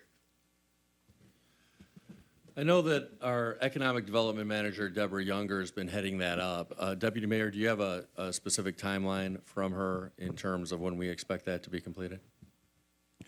I do not have that specific information now. I can find out from Manager Younger and have that information for you on Thursday. Thank you, Deputy Mayor. I'll wait till Thursday. Okay. Also, before we close this topic, actually, my question is around increase the number of chickens permitted to 6, and increase the number of egg-laying hens to 6. Is that is that 12 chickens that can have it, or there's only 6? 6. Okay. And there is a bit of a redundancy in the language of the ordinance, but we wanted to make it clear, no roosters are allowed at all. Okay, You I can have understand them- that. Okay. Also, you said 3 species with a limit of 9. So basically, a person can have up to 9 pets that are not chickens, and then also have 6 chickens at their home in a residential house. So what was originally proposed to Planning Commission was 3 animals in general, regardless of species, 3 household pets. So a dog, a cat, not including fish. So a dog, a cat, and a lizard. Planning Commission recommended we increase that from 3 animals in general, to 3 animals of any one species with a maximum of 9 animals. That was the recommendation of Planning Commission. Okay. And also, during the presentation, you made a statement that said that it's impossible to buy 3 chickens from those that sell chickens. So do we have any proof of that, or that's just a statement that was stated at public hearing? That was what was stated at public hearing. Okay. So I guess it seems like we won't Jurassic Park in our neighborhoods. But I definitely think that is too many pets to have at one location. For example, these homes are 1,500 square feet or less, most of them. And we do live in an urban setting and not a rural area. So I do have concerns about the number of pets. If I could just respond to that real quick, Jack McIntyre, Code Enforcement Manager. So some of the amended ordinances coming in front of you result from phone calls coming in from your constituents and residents, calling in complaints. So we've been tracking this information since I got there in September, and this is definitely an issue that a lot of people are concerned about are the number of animals and just the capacity for care in terms of having that many animals and what a result of that many animals is. Just this weekend in Councilman Goodman's district, there was a horrible incident that occurred at a home where there was reported 8 to 9 dogs in the house. One dog was killed during a ruckus in the house, and there's 1 adult and 2 small children in the home. We were contacted by a dog rescue agency that had been called in and got involved. So every city that we looked at before we brought this number forward, just about every city that we did research with, township, has a cap of some kind. And so the fact that we didn't have that, the only thing that we had on the books was that anything more than 3 dogs in a home is considered a kennel. And I'll tell you, part of the other reason this was brought to our attention is Councilman Rutherford is experiencing an issue with animals in her district, and that's really what a lot of this conversation started, that we need to have better regulation and make sure that our zoning and municipal ordinances don't contradict each other. So I just a follow-up statement. So you guys suggested 3 animals as a total, and the Planning Commission actually added 6 more. That's correct. Okay, I just wanted to make that. And I guess because I know you guys have been getting a lot of calls in code enforcement concerning too many animals, especially in my district, the 6th district. So, and I just want to know, did the Planning Commission have that same information that you had as code enforcement? Did you share that information with the Planning Commission? I wasn't present at that planning meeting, so. Okay, so I kind of want to make a suggestion that when these things come, that you somehow have some quantified information, quantitative information, so you can actually give them before they make a suggestion to increase these things. A decision not going that I regret today. So. All right, thank you. Mike McGinnis, President. So I'm very receptive to it being lower than 9. It was towards the end of the Planning Commission's deliberations, they acknowledged that there was no cap in terms of animals overall. We were just talking about species by species. So that was very much a last minute, hey, we want to make sure someone doesn't really abuse the situation by having 3 of this, 3 of this, 3 of this, 3 of this, 3 of this. But it could be, lower than 9. I think that would be still in keeping and a best practice. The concern was about the practical application, at least speaking for myself. I know of many residents in Pontiac that have more than 3 pets. And they have homes that can easily handle more than 3 pets. And I did not think that it would be sustainable or a viable approach for us as the city government to say, you know what? If you have 2 dogs and 2 cats, you got 1 too many. You are essentially violating the city's law. Now, I don't think that we would practically be in a position to start being the pet police in those scenarios, because that's not really that's not the worst case scenario. 2 dogs, 2 cats, that's not probably going to be problematic unless somebody's not caring for them, whether it's 1 animal, let alone 4 or more. So when it gets to that combination and ratio of dogs and cats and beyond, because those are the 2 most common household pets, I didn't think that was in keeping with where the city of Pontiac was or where we as a city government wanted to be. I could tell you that my father alone, who lives in your district, they presently have 2 dogs, since 1 just passed away. They have 2 dogs, and I want to say 3 cats. So they would be, if the proposed 3 total was the cap, they would be well in excess of that. Now, they have an acre of land behind their house, because that's a unique thing with the Joslyn Drain over there in Pontiac Knolls, but it's not like the animals are on that acre of land. I mean, they have a pretty compact house. And so it's the practical application of it is where some of that planning commission concern came to be. But it's fun that you said Jurassic Park, because chickens are descendants from dinosaurs, so it's a little Jurassic Park angle. And I really appreciate that per the code enforcement's challenges of trying to apply our city's code when it comes to chickens in particular, it was conflicting, it wasn't clear, and there was no pathway about what's the deal with coops? What's the deal with, are they allowed to be free range? Are they, must be contained? This is putting a lot more clarity for all residents to know, hey, if you want to play the chicken game in Pontiac, no roosters, there's got to be a coop, it's got to be in the back, there's got to be an enclosure, you've got to have it inspected annually, you can't have food on the ground to attract rats, the food has to be contained. So I appreciate code enforcement being able to shape that so that way we're still allowing the freedom for Pontiac residents to live how they want to live, but within reason, so that way it doesn't infringe and impact everyone else regardless of what they have. And I'll tell you, that conversation stemmed from, as I said, a lot of phone calls coming in with chickens, but more importantly, I was doing an inspection on Liberty Street one day, a rental inspection, and got out of the car and I was met with about 30 to 35 free-range chickens that they were nice to me. They didn't, they weren't aggressive, but they did block the road over there near Liberty and Johnson, so. Councilwoman James and then Councilman Rutherford. Yes, I agree with the changes that you want to make as far as registering that unlicensed houses. We need to definitely step up, make sure they are registered.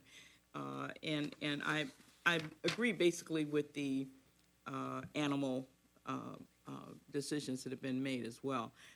This has nothing to do with cats and dogs, but I have a concern about how we control exotic animals. We've got people who, choose to keep very strange animals as pets. Huge snakes, alligators, what's termed exotic animals. And often when these citizens are no longer able to maintain these animals or they get too big, there was just an article in the paper this week that the police had encountered a 8-foot alligator in a attic of a house. So how are we addressing exotic animals? And we need something in writing that really looks at, being able to keep these things. And certainly when people get ready to get rid of them, they should not be putting them in our waters and just abandoning them in parks and other things. So could someone address that? You want to speak to me? So I will say to all the public, if you have an animal that you brought in that isn't allowed in the city and it's becoming a challenge for you to maintain that animal or insect or reptile in your property, I've established a relationship with the Oakland County Animal Control, and in my previous job, I'm nationally certified as an animal control officer and animal welfare expert. So I have a lot of contacts in the field. It's oftentimes I'll use some resources for folks that deal with snakes and a lot of those exotics to come and help us out when people are willing to turn them over. But a lot of those animals are prohibited in our city, and so I would strongly encourage people to check with our department or check on the website under that code of prohibited animals to make sure that an animal they're bringing into the city isn't allowed or is allowed. Okay. Anything further, Councilwoman James? No. Okay. And you may remember that last year we reviewed the ordinance of the existing language when it came in part to exotic pets, and the current ordinance in the city prohibits any animal that would be a danger to others. So a venomous snake, an alligator, those would qualify as potentially dangerous to others, and they are not allowed in the city of Pontiac. Is that correct? That's correct. Okay. Councilman Rutherford. Jack, one question for you, and then I'll have a question for Mark. Would this ordinance help you with the issue going on Argyle with the illegal dog shelter if we approve this one? It would definitely, well, we're already litigating that case, and we're feeling very favorable that it's going to have a positive outcome. But it would definitely it would make it a lot easier initially when we come across those. Okay. We could go right to that ordinance and issue a violation right on that ordinance. Okay. Mark, please, sir. Thank you, Jack. Question, what was the vote? Just two questions. What was the vote from the planning commission and the zoning in regards to changing group transitional housing? The vote was 6-0. Okay.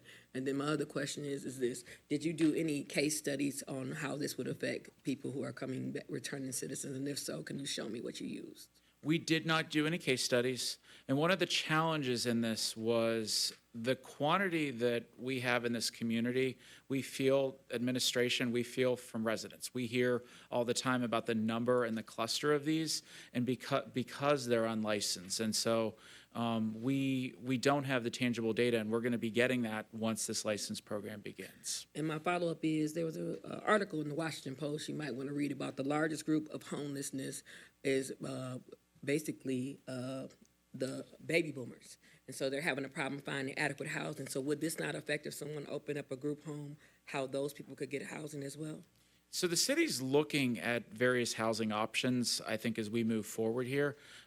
Please share that, and we can discuss at the next council meeting and share that article with city council. Yep. Further discussion? So sounds like there might be some changes that the council would be interested in, and so at our second reading, we can, consider amendments and let the majority will and community feedback help shape that. Manager McIntyre, you mentioned the situation over this weekend where there was multiple dogs. Right now, if nothing has changed, but right now, the current limit, am I understanding correctly, that a household can have no more than 3 dogs presently? More than 3 dogs constitute a kennel, and kennels are not allowed in residential districts. Okay, So it's enforceable. Yep, so that's the current enforcement guideline for the city of Pontiac. So if you have strong concerns about something going on in your neighborhood and you want code enforcement to know about it, that's the lay of land currently, regardless of what further tweaks we make. So that incident over the weekend, that already was outside of what's permitted in Pontiac. That's correct. Okay. All right. So we welcome the public at these and future gatherings. Provide your feedback. What's the practical application in your neighborhood? What does it mean for you and your current or future pet situation? The language right now would say that, what's being proposed, at least the language, is that a household can have no more than 3 dogs, no more than 3 cats, and no more than 3 of any other species of pets.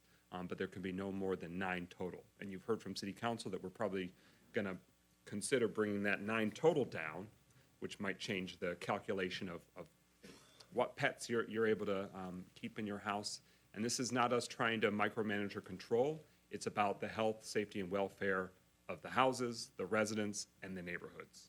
Is that a fair way to put it? It is, and then in addition, if you're chicken people, then you would add 6 chickens to that as well. That's right. So the chickens are in a different lane all unto themselves. We're talking about household pets. And we welcome your feedback so that way we can land at the right magic figure. Hearing no further discussion, roll call and adoption of the resolution approving the first reading. Again, this is an ordinance amendment. We require at least 2 readings. So this is not baking into the cake now. It's just saying we have read it for the first time. Hearing no further discussion, roll call on that resolution approving the first reading. Clerk Doyle. Rutherford, Yes.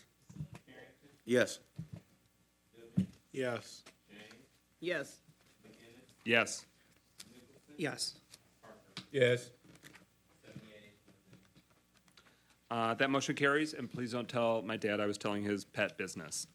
Is there a motion to adopt the resolution to approve the first reading of the municipal code ordinance and text amendment? So moved. Is there a second? It's been moved by Councilman Nicholson, seconded by Councilman Parker. This is the municipal code, essentially mirrored portion to what we were just discussing. So I'll forego reading all of the chapters, sections, et cetera, but you can see that in the written copy of the agenda. Without objection, I'll give the floor to the city attorney. Is the microphone live? Okay. Good evening, Council. Before you tonight are 4 amendments to the municipal ordinance. The first one is easy. It just is modifying the section with regard to prohibited animals. As we discussed earlier, there was a conflict between the municipal ordinance and the zoning ordinance with regard to chickens. This simply removes chickens from the list of prohibited animals. The second issue is neighborhood sanitation. Specifically, this has to do with the feeding of wild animals. When we were amending the zoning ordinance, we had some very, very clear language with regard to ground feeding, which is prohibited, and the feeding of chickens in general. In that regard, in order to make sure that our neighborhoods are safe and clean, we went ahead and amended the municipal code to prohibit all ground feeding and prohibit the feeding of wild animals.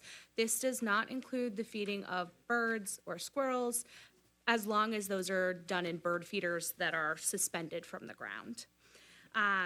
The next section that we modified has to do with dog kennels and tethering of dogs. The specific amendment to this is changing the location of those dog kennels where they can and cannot be kept. But specifically, the change was with regard to the tethering of dogs. The city has received a number of complaints about the tethering of dogs and the safety of both those dogs and residents.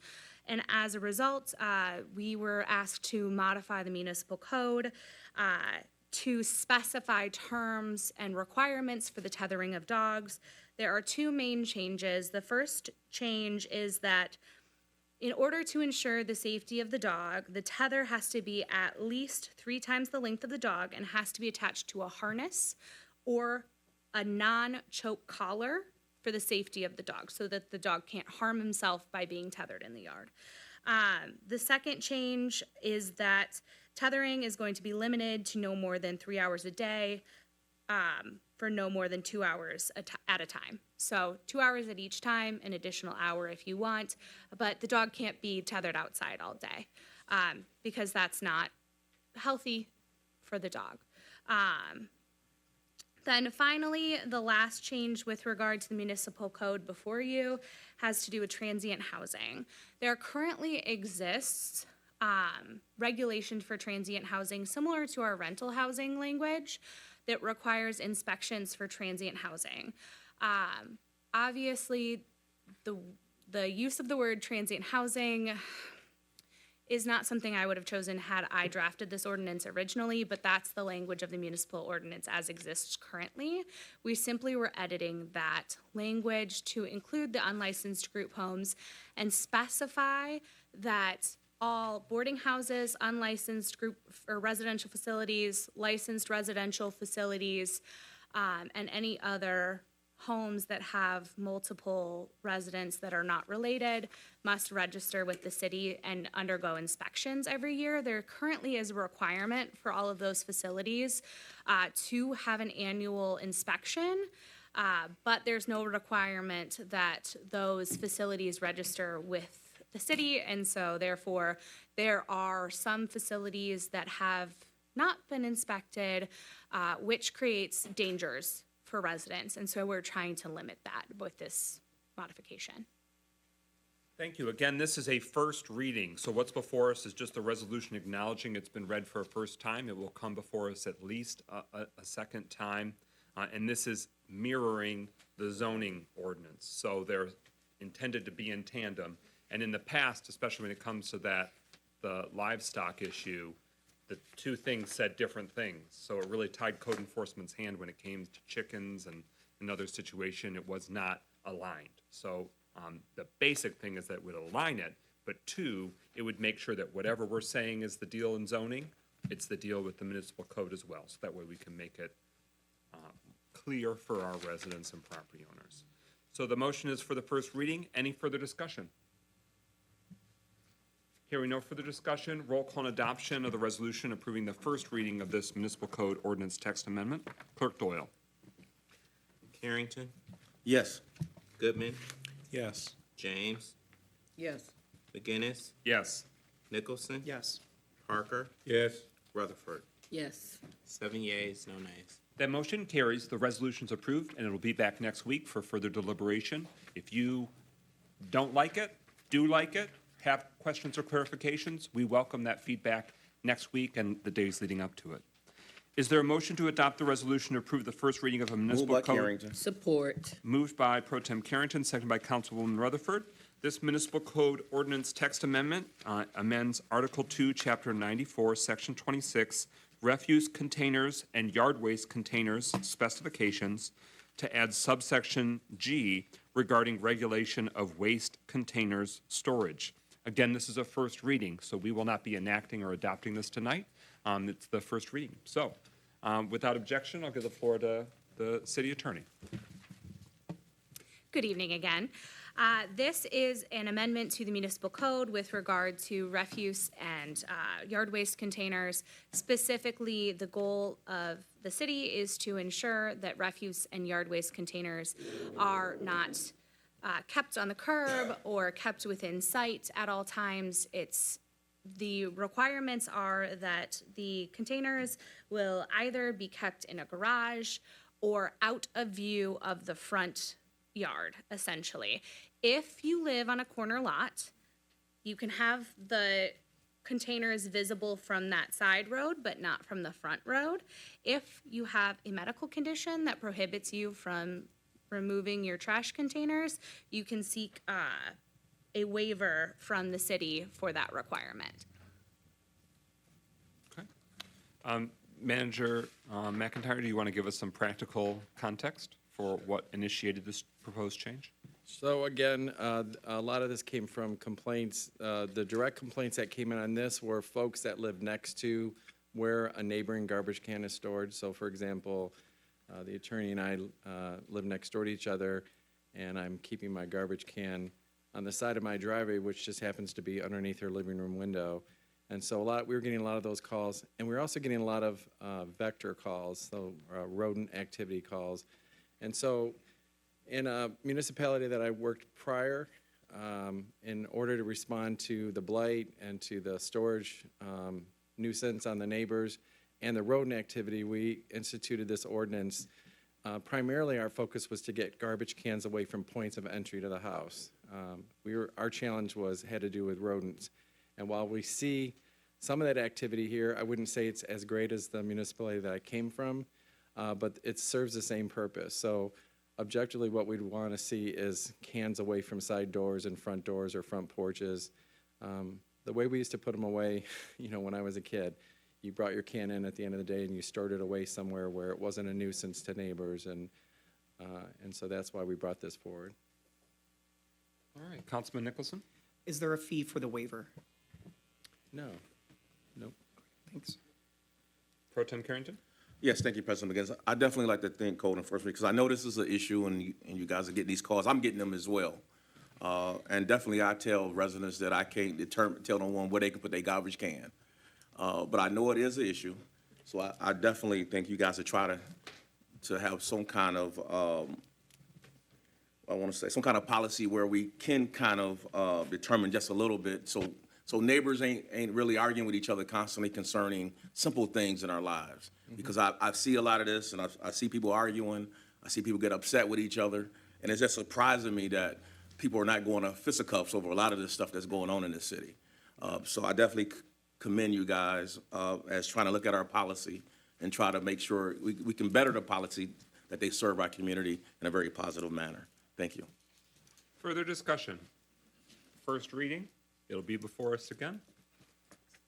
We welcome community feedback as we deliberate as well. Hearing no further discussion, roll call on adoption of the resolution approving the first reading, meaning it's been read for a first time as the city charter requires. Clerk Doyle. Goodman, Yes. James, Yes. McGinnis, Yes. Nicholson. Yes. Parker, Yes. Rutherford. Carrington. Yes.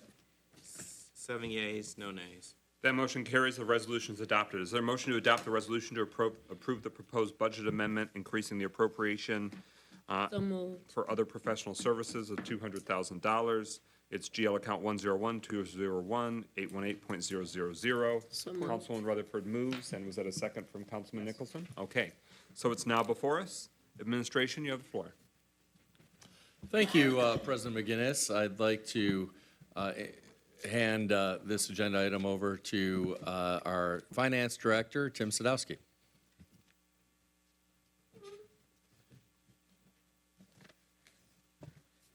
Hello.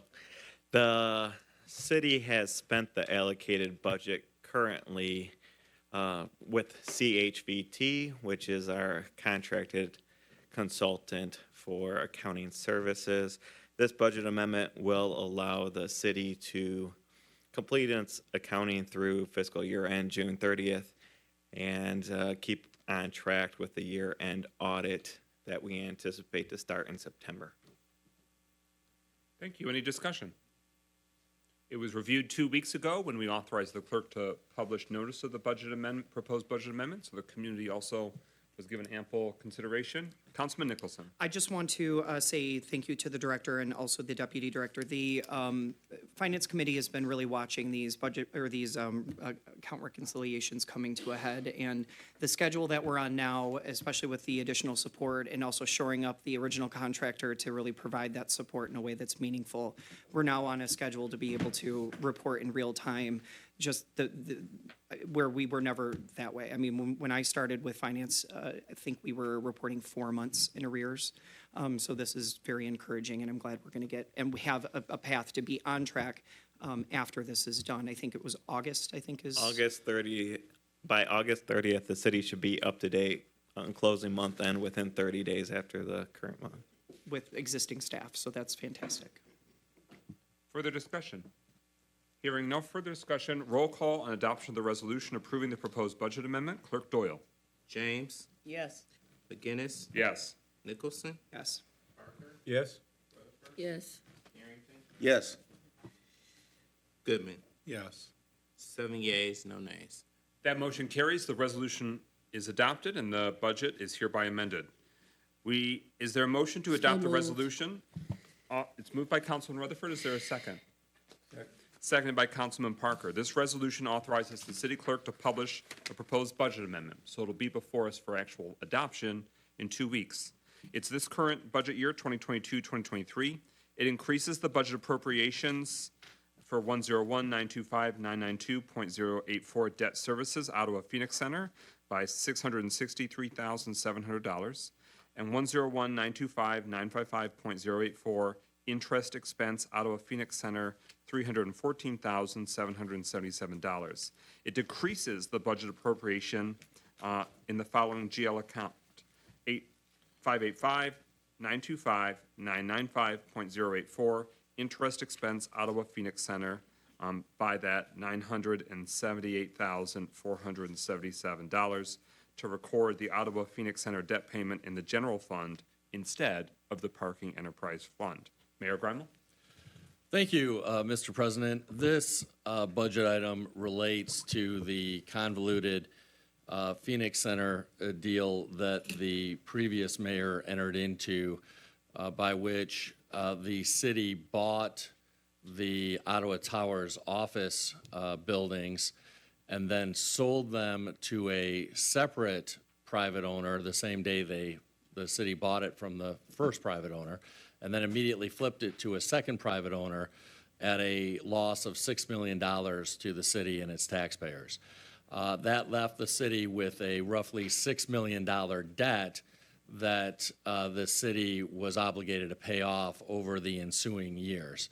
And so that's what this debt relates to. It's what these debt payments relate to. I know that there were some questions asked during public comment about the Phoenix Center, including the fact that the lessee of the Phoenix Center garage has not made required improvements. And we're in a difficult position because the agreement that the previous mayor entered into when she flipped these office towers for a $6 million loss and ensuing debt to the city, but also leased the Phoenix garage for 99 years to that private owner. Although that private owner was supposed to make improvements to that garage, there's not very enforceable language in that lease. And so that lease says that the private owner is supposed to, the private owner of the towers who has this 99-year lease on the garage, is supposed to make improvements, but there's very little in the way of enforcement language that the city can rely on to force that private owner to actually live up to that obligation. I think the member of the public also asked about an appropriation from the federal government, and it's true that Senator Gary Peters did secure $1 million, not the $2 million that the public speaker referenced, but $1 million for improvements to the amphitheater. But that is a small fraction of the total cost needed to bring that amphitheater up to actual use. Moreover, that $1 million that was secured by Senator Peters has not yet been actually dispersed to the city. And with that, I'll allow our finance director to get into the specifics about why this budget amendment is needed regarding the $6 million debt that the previous mayor left the city and its residents with. When the Raymond auditors completed the last fiscal year audit, there was an audit write-up that the expenditure was not properly recorded in the general fund. The city had continued that practice, and that is why this budget amendment is required, as Fund 585 cannot support that debt obligation. The general fund has to support that debt obligation because under state law, the city of Pontiac cannot have a deficit position. We're not the federal government. So the general fund has to cover that obligation, and that is why we are moving it from Fund 585 to the general fund. Discussion. Again, this authorizes the clerk to post the notice. In 2 weeks, we'll be able to consider whether we want to make that budget amendment. Any discussion on the motion to authorize the clerk to post the notice, and it'll be back before us in 2 weeks? Yes, Councilwoman James. I was just wondering if he could clarify, you said that we have to be within budget, or we can't have a deficit. That's why you're choosing to move it to the general fund? Because it would not show any kind of a deficit in that fund? Correct. It was moved by Raymond. An adjustment was made to last year's audit, so a deficit was not recorded in Fund 585. And it's on our books. However, when the adjustment was made, it wasn't appropriated by the city council because it was a year after adjustment. Now, the practice was continuing when I hired in, and I noticed that there was an audit write-up that it needed to be reallocated to the general fund, so we didn't have a repeat of the prior year audit. And that is what this amendment does. It reallocates the debt payment in the current fiscal year that needed to be done in the last fiscal year also that was not happening. Thank you. Further discussion? Hearing no further discussion, roll call and adoption of the resolution authorizing the city clerk to publish the proposed budget amendment. Clerk Doyle. McGinnis, Yes. Nicholson. Yes. Parker, Yes. Rutherford, Yes. Carrington, Yes. Goodman, Yes. James. Yes. 7 yeas, no nays. That motion carries. The resolution is adopted. The clerk is authorized to post the notice. Is there a motion to adopt the resolution to approve the petition to vacate parcel 1417-403-004 at 1104 Baldwin Avenue? Was that Councilman Rutherford? Yes. Is there a second? Support. It's been moved by Councilman Rutherford, seconded by Councilman Goodman. We give the floor to the administration for context. I'll turn this item over to Planning Manager Yandrick. Okay. I have a small presentation this evening. This is a right-of-way vacation for an alley, application PVSA 2301. The address is at 1104 Baldwin. The applicant is Najah Hermes, who also goes by Nick. And again, it's an alley vacation in the C3 zoning district. So this is the first step for the applicant in order to reopen an automobile dealership at the site. I will explain some of the details in a moment. So this is the location along Baldwin. It is between Strathmore and Fairmount Avenues. And this is the zoning map, just identifying the commercial corridors on Baldwin and the residential neighborhood that is behind the alley. So this is the site plan provided by the applicant.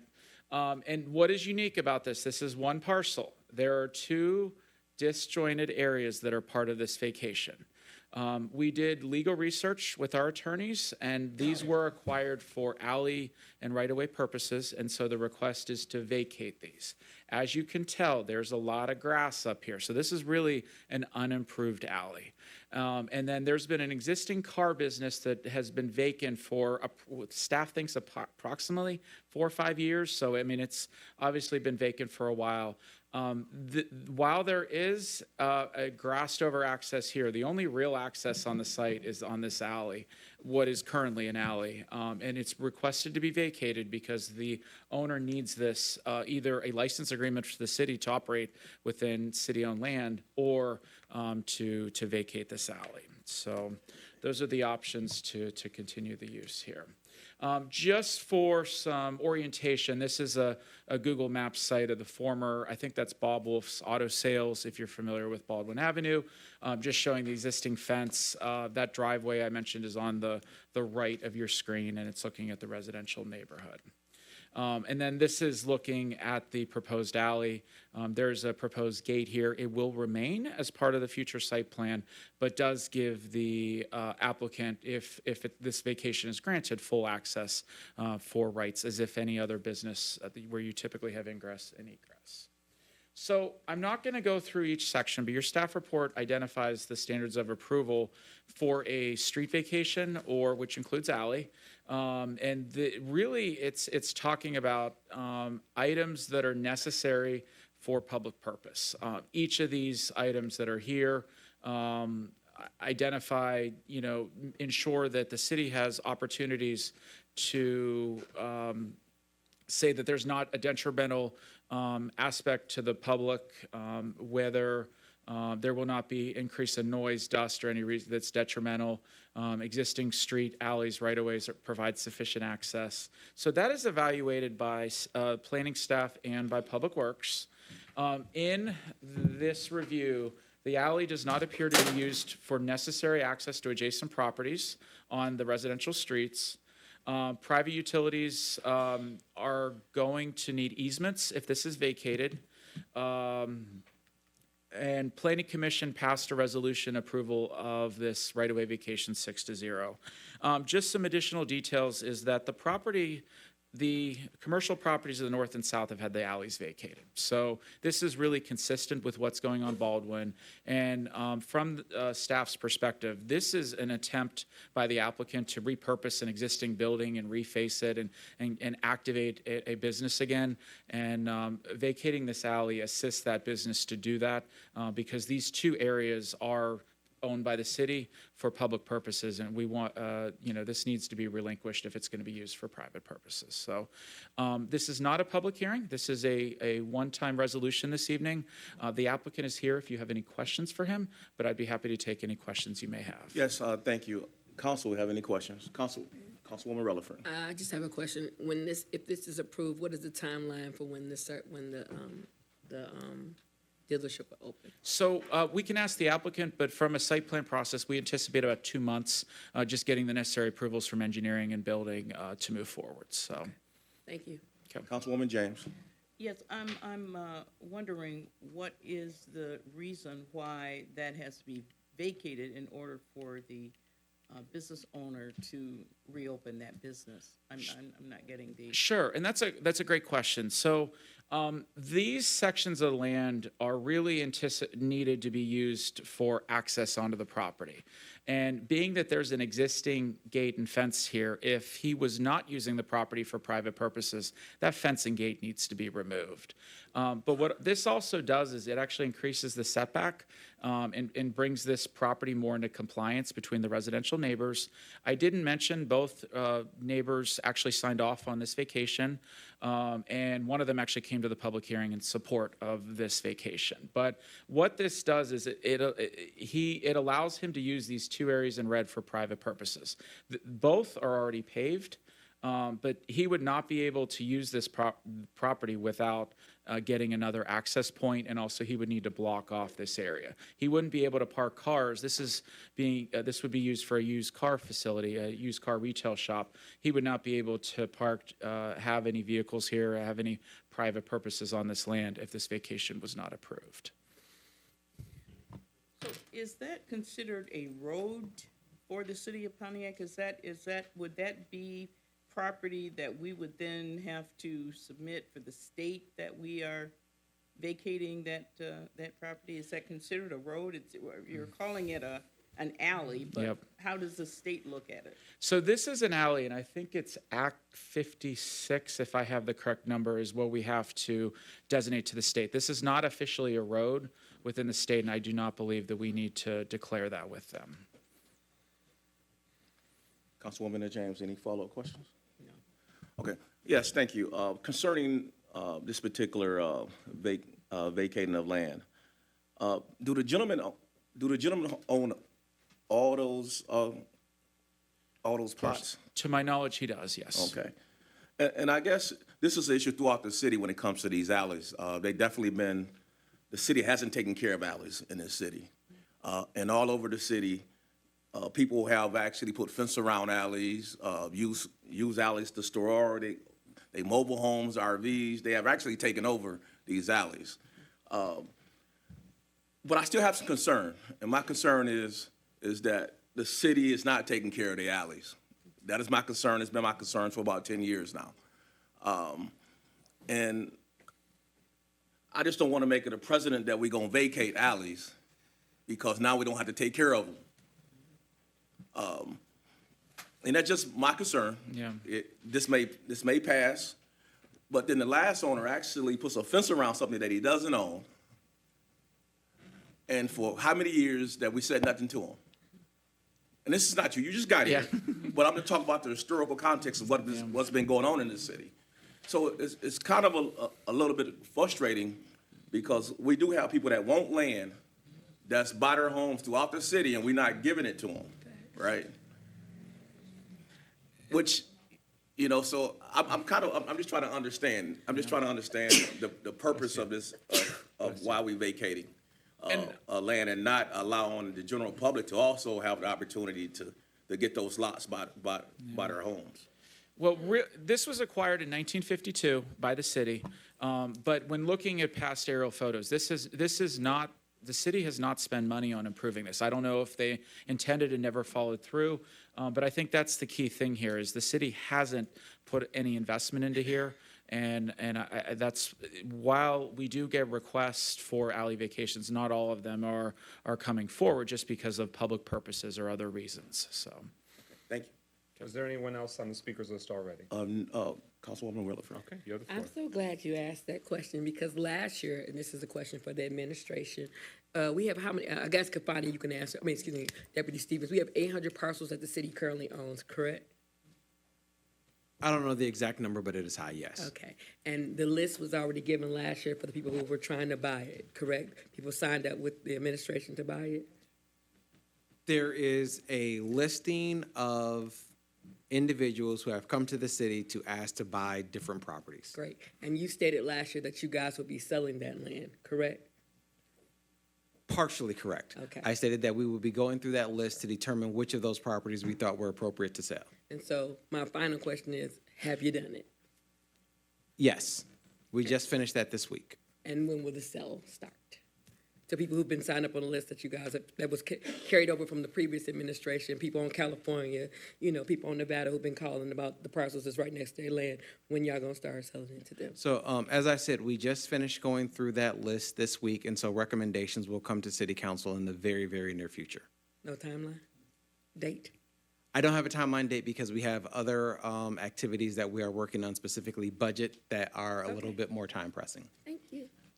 But it was referenced, but just to make it very clear to the public, nothing that City of Pontiac land, meaning yours and my land, can no longer be the city's unless and until the city council votes and approves it in that sale or transaction in a public setting. So am I correct in making that very broad statement? Yes. Okay.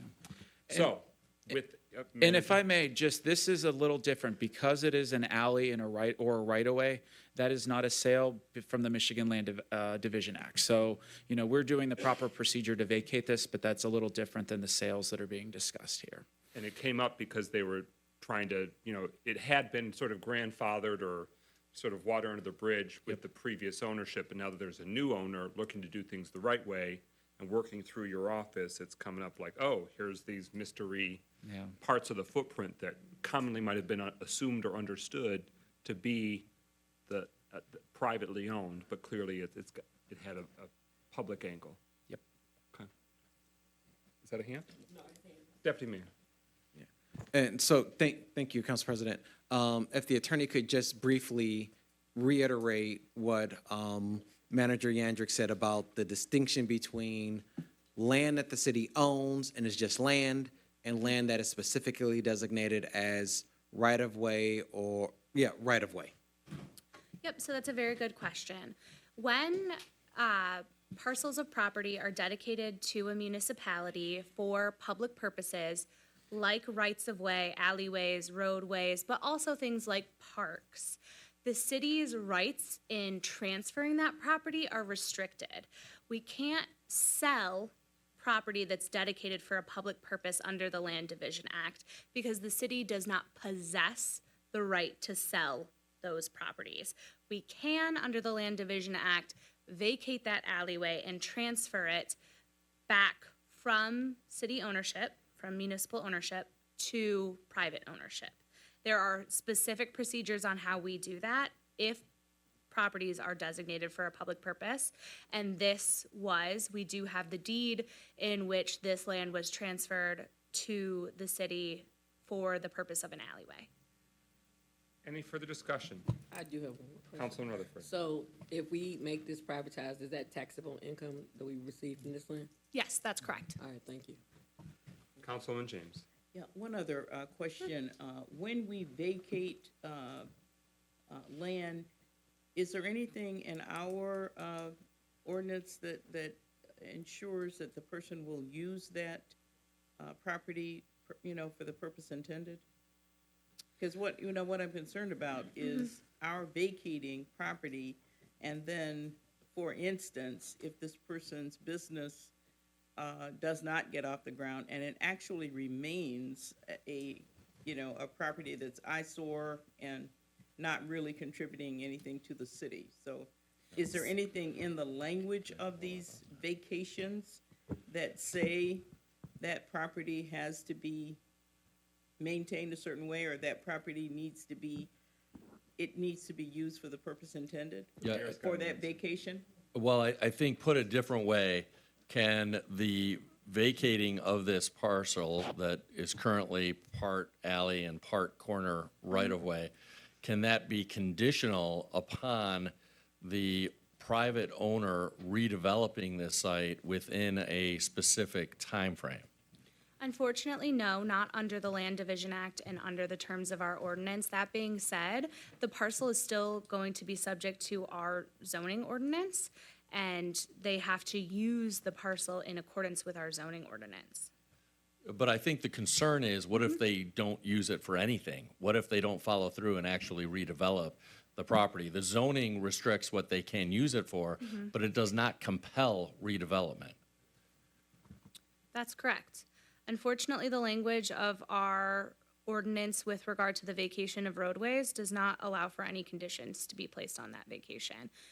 There are several conditions that are considered. I know Manager Yandrick went through those. I think it's 7 that are considered in determining whether an alleyway should be vacated. Standards, my apologies. And so those are the things that we consider when we are deciding whether or not a right-of-way should be vacated. But the ordinance as written does not allow for the city to place conditions on that vacation. Councilman James. Excuse me, the ordinance as allowed, but by law, can the city put, okay, that's what I was saying. No. Under the Land Division Act, there's no provision that states that the city can place conditions. I do want to share for my colleagues that at the Planning Commission, at the public hearing, notification goes to folks that live within, a radius of the land in question. A resident who I believe is immediately adjacent did attend and spoke favorably, thinking that it was appropriate. But yeah, I do share Pro Tem Carrington's concerns that not really about this example, but more broadly, we've got to sort of looming problem that's always been there.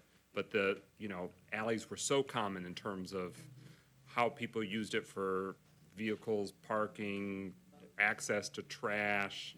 I won't say boats, please, no one put a boat out there, but I hear what you're saying, that it's historically was built for a different way of which people were living. And alley access is not the standard protocol, but it's created now these sort of purgatory slivers of land that oftentimes are subject to dumping, subject to lack of maintenance, and we just want to be very strategic. This doesn't seem to be problematic, but let's say that alleyway kept going and there were other parcels behind it, and then you start landlocking these sort of, zombie former alleys that are still public right-of-way, that it would be very hard for maintenance and upkeep. So it doesn't apply here. I'm supportive of this, but I just want us to be very intentional that we don't create more landlocked zombie right-of-ways. Mayor Grimal? Yeah, that's a really important point, and that's something that in the 2 or 3 instances where the vacating of alleys has come up since I've been in office and since you've been in office, that's always been the first question, which is, do any residents or private property owners rely on this alley to access their property? Because if they do, obviously it would be inappropriate to vacate that alley if that's the only reasonable means of ingress and egress a private property has to access, for example, a garage in the rear of their property. I too share President Pro Tem Carrington's concerns about the number of alleys we have here in the city and the fact that very few of them are being properly maintained. I think in general, so long as vacating the alleys doesn't result in people not having proper access to their property, the fact that we have so many alleys, the fact that we have so many alleys that have for decades not been properly maintained by the city is all the more reason to vacate them and put them in private property hands where the private property owner has the means and desire to maintain that, because the city simply does not currently at least have the resources to maintain the many miles of unused alleys in the city. Obviously, the first threshold question is, do property owners or the city, as the case may be, rely on that alley for access? But if the answer is not, or no, then all the more reason to put those in private hands of people who do have the ability and interest in maintaining the property. Yeah, because probably when that alley was first constructed, there were a number of smaller businesses that were fronting all Baldwin that really had no sort of access point, especially in the middle of the block, that they had to get the alley for their employees or their trash collection, et cetera. So that's no longer applicable. Is there further discussion on this motion before us? Resolution approving the petition to vacate parcel 1417403004 located at 1104 Baldwin Avenue. Hearing no further discussion, roll call on adoption of the resolution. Clerk Doyle. Nicholson? Yes. Parker? Yes. Rutherford? No. Carrington? No. Goodman? Yes. James? Yes. McGinnis? Yes. 5 yeas, 2 nays. The motion carries, the resolution is adopted, and the right-of-way is hereby vacated. Is there a motion to adopt the resolution to approve the mayor or the mayor's designee to execute a contract with Elam Service Group LLC to provide Yes. on-call mowing and weed abatement services for the city of Pontiac? So moved, but I have questions. Support Carrington. It has been moved by Councilwoman Rutherford, seconded by Pro Tem Carrington. The motion is now before us. We'll give the floor to the administration to give the context, and Councilwoman Rutherford's got the first hand up. Thank you, Mr. President. This item is about entering into a contract with the Elam Service Group to mow grass on privately owned parcels of land and potentially on some publicly owned parcels of land where the owner is not properly maintaining that land, where we have a code enforcement violation and then need to go out and abate that nuisance by spending money ourselves to hire a contractor to mow that grass, as the private owner should be doing, and then bill that private owner for the expense that the city has incurred by retaining that service. We have our code enforcement manager, Jack McIntyre, here. So Manager McIntyre, why don't you speak to this. And I now see that we have our purchasing manager, Alicia Martin, here too. You were hiding behind a member of the audience. So why don't you feel free to chime in as well, Manager Martin?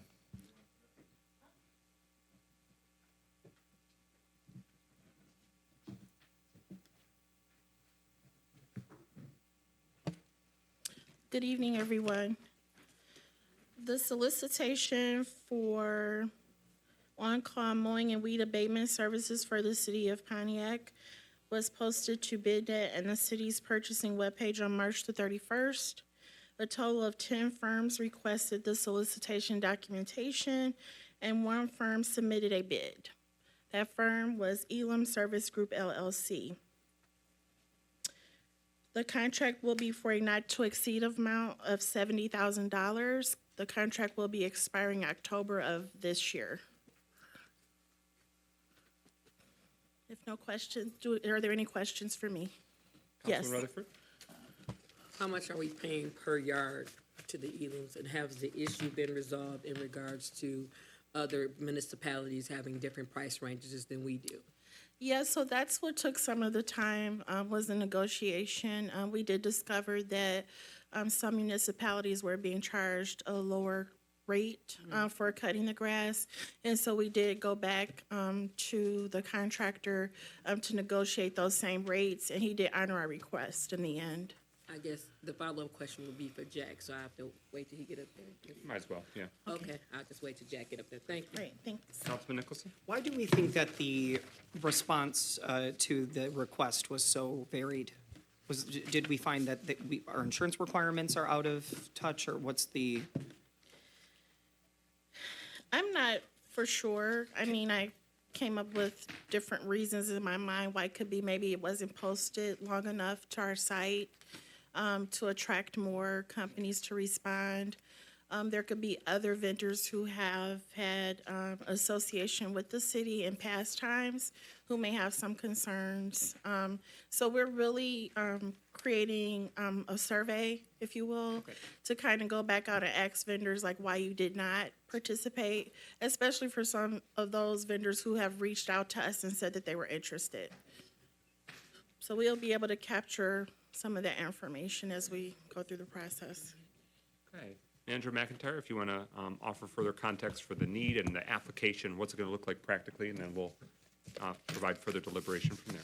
So, as Alicia had mentioned, we had a robust conversations with the Elam company.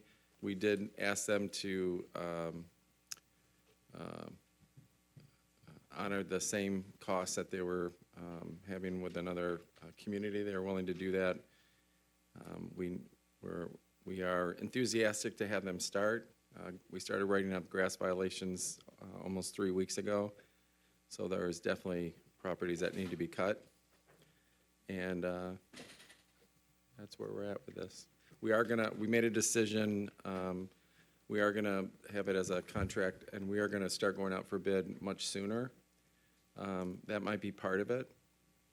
Sometimes when you go out for bid in the early spring for a grass contract, a lot of contractors have already hired their staff, or they've already got contracts in place, so we're gonna go out this fall instead. We're gonna go out early for next season.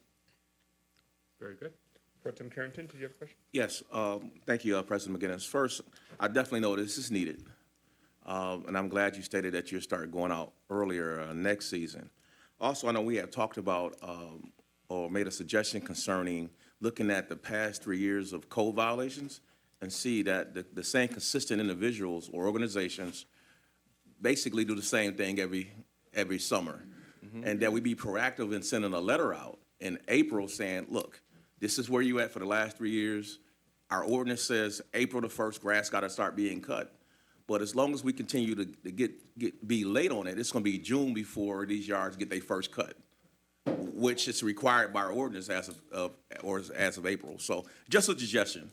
I'm not trying to tell you what to do. I know you're under the mayor's administration, but it's just a suggestion because we haven't got a hold of this. And I know you're trying hard. I see you out there. I see code enforcement out there.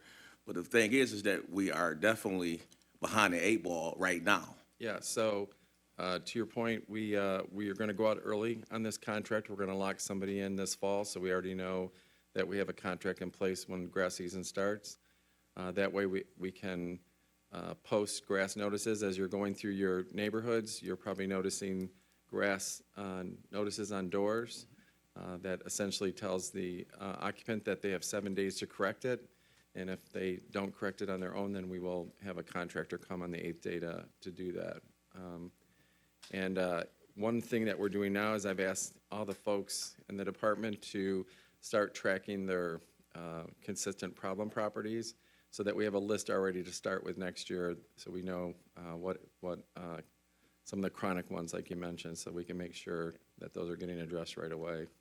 And also, I have a follow-up statement. Also concerning, I know some of the land is owned by Oakland County. Some of it's owned by the city. I just want to be fair in this. I don't want to say one is not doing their job, because we have a major problem, and we have different entities that controls who owns land in our city. So we have organizations as well that we respect that also own land. School district. So I just want to be true that I'm talking about everybody. Yeah. The thing is, we do have a problem, and I'm sorry, I had to laugh at what she said, because basically, That was fun. but basically we have an issue, and it's our friends, Yeah. it's organizations that we trust, it's municipal governments, Facts. it's everyone. State of Michigan, School district. I'm just gonna say this. It's everyone, and we have to be more. We got to be proactive in making sure that our community looks like Bloomfield Hills. I agree. We just can't wait, and that's all I want to say. I agree. One thing I'll say real quick is we have a really healthy relationship with Jill Robinson over at the county. She's already provided us a list and a schedule of her cuts that are going to happen for the land bank properties. Mr. Cooley and myself got together early on so we could establish which were city properties, so that my folks, a lot of them are new and don't know all the city properties, so they now are in possession of those city property lists too. So they take those around with them to make sure. They all get enforcement, so the county gets noticed, the state gets noticed. The municipality I came from, the state had decided they weren't going to cut any properties in that city, so we cut a lot of state property. Our contractor did, and the state of Michigan received the bills for them. So, but the important thing is to have a consistent schedule, and I think, as you guys have determined to have one person in each district, we have a regular routine and schedule where we're covering those areas that maybe were overlooked before.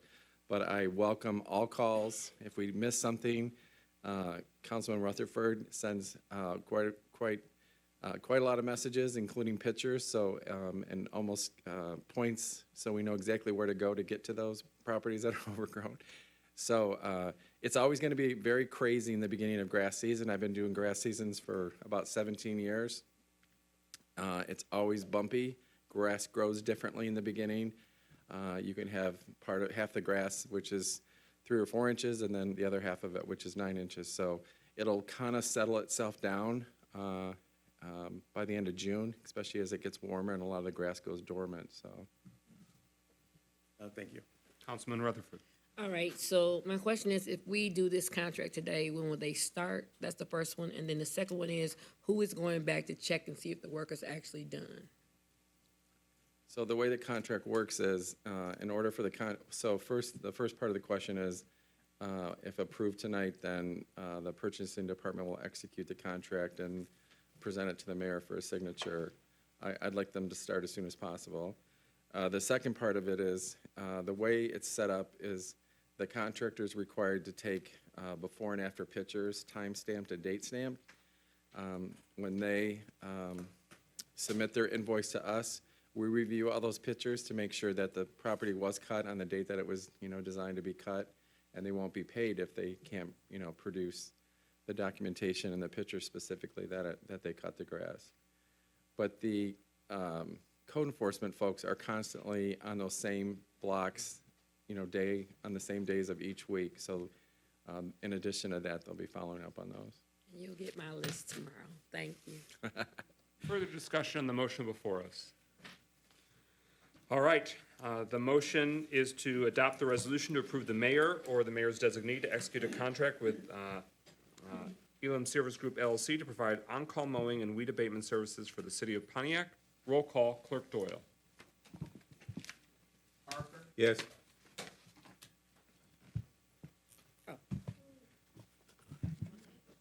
Rutherford, Yes. Carrington, Yes. Goodman, Yes. James, Yes? McGinnis, Yes. Nicholson. Yes. 7 yeas, no nays. That motion carries. The resolution is adopted. Is there a motion to adopt the resolution to approve the mayor or his designee to execute a moved. contract with the Major Group LLC to provide production company and event coordinator services for the City of Pontiac So Arts Crawl moved. event? Moved by Councilman Rutherford. Is there a second? Support. Moved by Rutherford, seconded by Goodman. The motion is now before us. Mayor Brimel. Thank you, President McGinnis. This is similar to an agenda item that we brought forward a week or two ago to hire a professional events organizer for the Lawn Chair Concert Series this summer.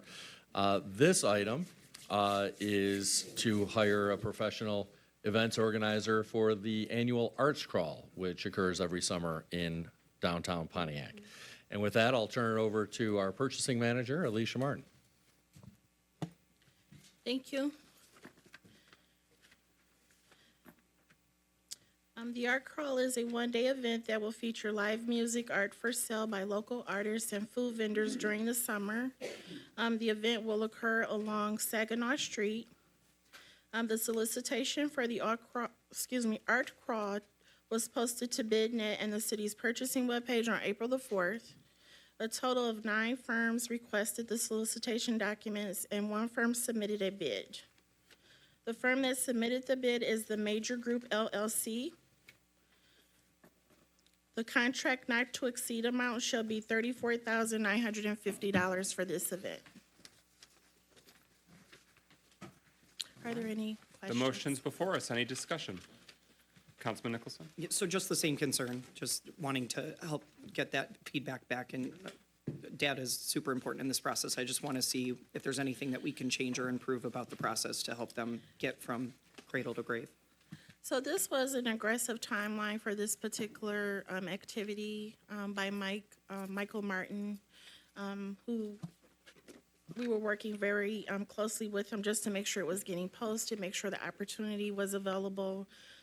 We did have some interest. Some individuals called in, they asked additional questions, but they just did not respond. So that endeavor, we will start focusing more on getting that feedback so we will be able to present it when I discuss about who's pulling down documents. Any further discussion? Hearing nothing further, roll call and adoption of the resolution approving the mayor or his designee to execute a contract with the Major Group LLC to provide production company event coordinating services for the Pontiac Arts Crawl event. Roll call, Clerk Doyle. Rutherford, Yes. Carrington, Yes. Goodman, Yes. James, McGinnis, Yes. Nicholson, Yes. Parker. Yes. 7 yeas, no nays. That motion carries. The resolution is adopted. Is there a motion to adopt the resolution in support of maintaining Saturday service for Smart Route 796, serving Perry, Opdyke? It's been moved by Councilman Rutherford, seconded by Councilman Goodman. Since Councilman Goodman authored the resolution, I'll give the floor to him. Not to belabor the point all too much, but at the last council meeting, I did mention that SMART is currently doing their public hearings surrounding their routes across the county, which includes many different expansions. To highlight that point, with the passing of the millage, they have expanded services from Farmington Hills to Novi, which now connects to the Woodward line. Adding service in Rochester that also, again, does connect to the lines that touch Pontiac. So there have been expansions. However, they are currently debating whether or not they will maintain Saturday service for what is the Perry Updike route that goes towards Oakland University, again, for Saturdays only. And personally, I believe that even on Saturdays, with slightly lower ridership, there are still people who need the bus to get not only to work, but back and forth between, whatever appointments, whatever shopping needs, or again, just making it back and forth between campus because they wanted to visit their family on the weekend and they had no way to drive. So I offered this to make sure that we can present it to, I personally will be presenting it to the SMART board meeting this Thursday from the city to make sure that we make it known that we would like to maintain the stop and obviously support other expansion for transit in the city of Pontiac. Thank you. Further discussion? Hearing no further discussion, roll call on adoption of the resolution. Clerk Doyle. Carrington, Yes. Yes. Goodman, Yes. James. Yes. McGinnis, Yes. Nicholson, Yes. Parker, Yes. Rutherford. Yes.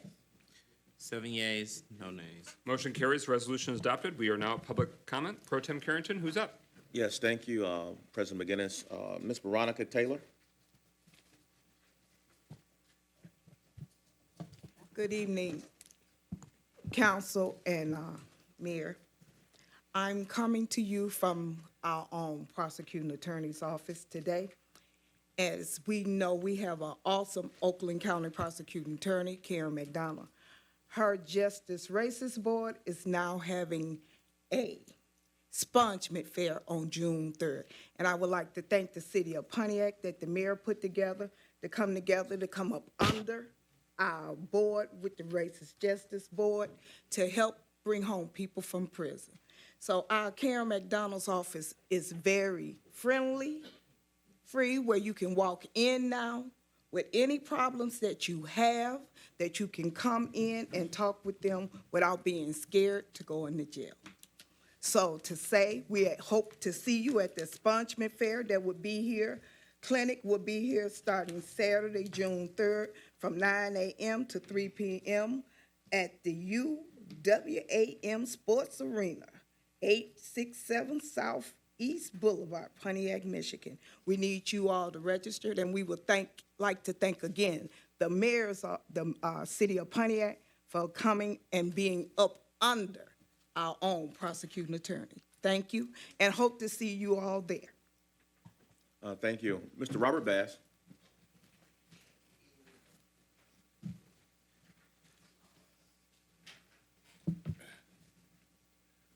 Good evening. My name is Robert Bass. I'm Citizen District Council President. It has come to my attention that an agreement has been concluded with Oakland County to the purchase of Ottawa Towers and Phoenix Center a few weeks ago and approved by the county commissioners. Now, we just went through a budget hearing about monies going there to Ottawa Towers. All of this is our money. I need to know how this is running into each other. I need to know how the wheeling and dealing is going down. What was we as the resident and leaders have not seen any of the final documents to the city of Pontiac Ottawa Towers private-public partnership to date. And now it appears that another deal has taken place that the residents are unaware of. In violation of the city charter, page 6, 3113, transfer of city property and contracts. We are requesting a full document disclosure of the following: Ottawa Towers, Phoenix Center Partnership Agreement, and the Oakland County deal. The forensic audit. Why was the forensic audit capped at $1.6 million when it was estimated at $25 million? All land sold, traded, and transferred to date. We would like that. Now, y'all always talking about transparency, and that's what you always allude to. We want to see it now. We want this information. I read 7 documents today about the agreement for Crystal Lake and Crystal Lake and over there in your district, Councilwoman James, the park. I can't think of the name of it. Hawthorne. I read 7 pages of that. That's a long agreement. And I also heard, which I never pretty much talk about what I heard, but Councilman James I want to leave this with you, and then I'm going to sit down. If you want to have an ad hoc committee, that's your right as a council person. If you want to have any committee you want, that's your right as a council person. The mayor can do whatever he wants, but you are the council. This is the council. You have any resident committee that you want to have, because it seems like nobody wants us at the table. And I'm so glad that you said that you wanted your residents at the table. Thank you, sir. Mr. Bill Maxey. Mr. Pastor David, is it Rodon? Okay. Dr. Deidre Waterman.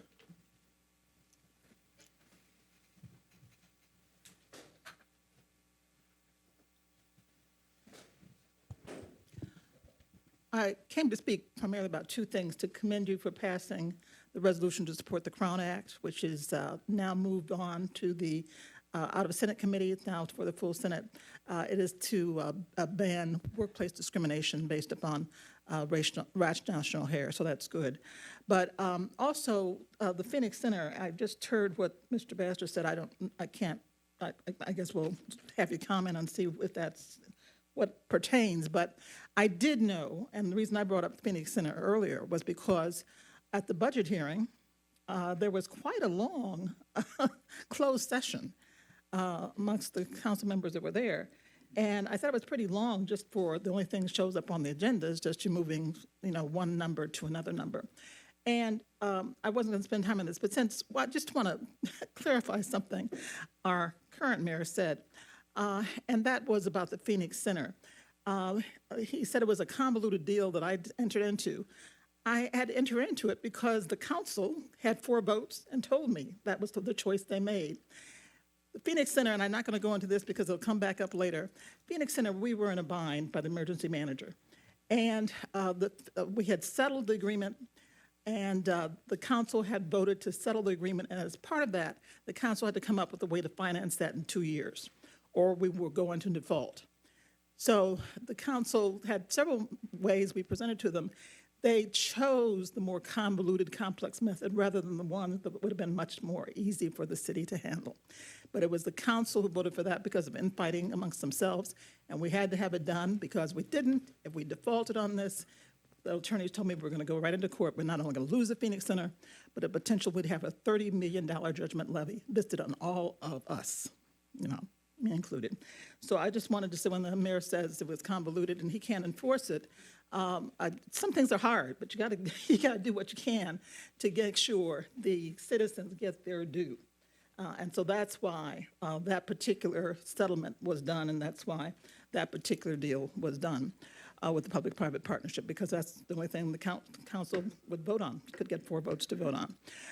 The other thing is the recreational marijuana referendum that the clerk told us is going to be on. There were 2 choices. People signed this and a petition. So council either had a choice to repeal the ordinance, which they didn't do, or was going to be on the ballot. So I was kind of shocked after all this time it's consumed to get this recreational marijuana to the city, adult use marijuana.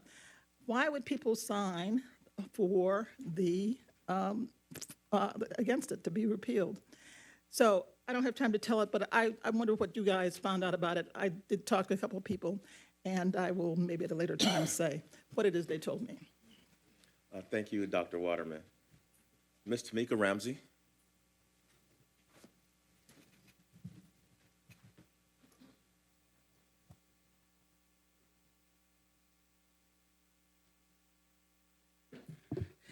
Good evening, everyone. I have a lot, so I'm going to go fast. First, I would like to thank Mr. Cooley for making sure that my trash got picked up. Once again, I live on the end of a cul-de-sac, and it got missed because the week before we forgot to put the trash out. But I, excuse me, also wanted to highlight that I don't have street lights, and, we had some cars stolen on the park there, and the police came and got them, and then people were having sex in cars on the street and using drugs. Well, 2 nights ago, there was a dog fight And I called the non-emergency number, and I don't know if the police ever made it out there, but after a half hour, I started flickering lights trying to get the people to leave, and they left. And so I just want to say some streets don't have street lights, and because there are only 3 houses on my block, like, we're very susceptible to that. Also, I pay someone to come and cut the grass in part of the cul-de-sac because the grass gets really high and it can be dangerous. Animals, people, kids. So I just wanted to highlight that. I'm hoping, I was on a call, and I am hoping that the city is working with the school district for summer youth programs within the schools. Harrington might not be open for summer programs, and the Lancaster is really nervous about that. There are a lot of kids served, and so I am hoping that the city of Pontiac is working with the school district, and I'll be at the school district the following week to have the same request from them. I also wanted to talk about the forensic audit and where are we in that process. I know that it has happened. I know that it had been sent to the Attorney General, but where are we? Because we have people coming up here every week saying things that aren't necessarily true, that are talking about problems they created, but can we figure out what is the result with the forensic audit? And my last thing is I have been in D.C. Begging elected officials to support small businesses, not only in Pontiac, but around the state of Michigan. The state of Michigan has a $1.9 billion surplus. The federal government is still using a lot of ARPA funds and reallocating money. But I want to also know what the city of Pontiac is doing. Businesses, while y'all are trying to figure stuff out, are closing. Families are hurting. And I just want to make sure that we have a spotlight on those businesses, because I can and will fill this chamber up if I have to have those businesses come down and talk about what supports they need, and if they need to have the right people up there in those seats to make sure that their needs and concerns are being met. Because I appreciate the art crawl. I do. I appreciate the arts and the concert lounge series, but there are people in this city who pay taxes, who have businesses that are hurting and feel unheard right now. Thank you. Thank you, Ms. Ramsey. Pastor Cappy?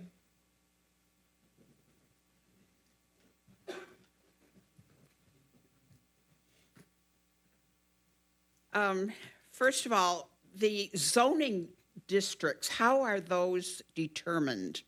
And would changing the parameters of that District 4 make a difference in the issues that are being addressed? Because I really don't have any idea how that is arrived at. Number 2, 9 chickens. Have you ever lived around chickens? Chickens stink. Chickens are dirty.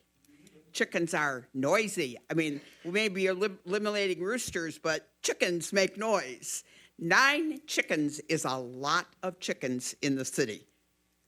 You don't want to live next door to them. Talking about the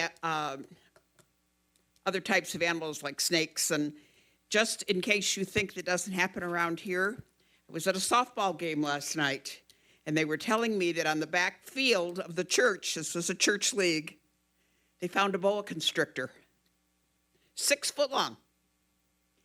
Somebody had obviously brought it up from somewhere, and when it got to be too much, they let it go. This is why we need code on these kinds of animals, because people think, oh, they're cute, they're a little pet, we put them in our little aquarium, they grow. And then you don't know what to do with them, and you throw them out in the backyard, and suddenly they're a menace. Are there rules on the books in Pontiac that govern identification of service dogs? I throw the question out there because we have an issue. I'll leave it at that. Are there rules on the books? And if so, how do we access them? And then number 22 on our list tonight for after you're back from your closed session, I'd like to have a presentation on that if we could, so we know more about it and what's wanted and what its purposes are. Thank you. Thank you. Andrea Mans?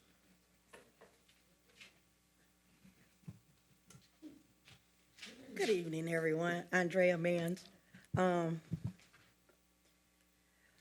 First, I'm gonna talk about the trash, but the first thing I wanted to talk about, which it came to me while I was sitting over there. Why does, on the south side, I don't know about anywhere else, but on our property taxes, why does it say Bloomfield Hills when we live in Pontiac? Okay, so now to the trash. Next door, up to my house is 404 Highland, and I've been complaining about it ever since they tried to build in 2019. The grass is already up here, and they come and visit it frequently, and there's still the car inside of the building. And I was told, Mayor Grimer, you was at that meeting when the lady said that the car shouldn't be inside the building. I can't remember what her name was, but the car is still inside the building. The van comes and goes. The owners come and go. If there's a cease and desist and they can't build on it, why are they allowed to come and go and be on the property as they want, and they still are not cutting the grass? Because that means they're coming there, so they're seeing the grass, and they basically saying, kids stay behind, they're gonna do what they want. Okay, and the trash, there's a lot of trash on the south side. I think Melanie has tried to address it, but there's also a lot of dumping. And a question about that, I have vacant property over there, and I pay for trash, but I'm not allowed to have a trash can on my vacant property. So when people dump, what are we supposed to do with that trash if we're paying for trash to be picked up, just like you do for your house? You're paying the same thing on vacant land that you're paying for the house, school and everything else, and no one's living there. So that's not an excuse that there's no house there, because why are you paying all the other property taxes? And the dumping. Oh, and we only get one trash can. Y'all know how fast that one little trash can get full? Almost everybody's about to break their lid trying to fit as much as they can into that one trash can. Yeah, y'all say pay for an extra trash can, but why shouldn't we just have another trash can or some other form of being able to get rid of that trash in one dumping? Because we can only have, two items, two heavy bulk items every other week. But some of the trash that you have is not bulk items. You just have a lot of trash certain weeks, and you're not allowed to put it out there because it has to fit inside the can. So you can't put an extra trash bag out there. So those are my concerns. Thank you. Thank you. Thank you. Ms. Darlene Clark?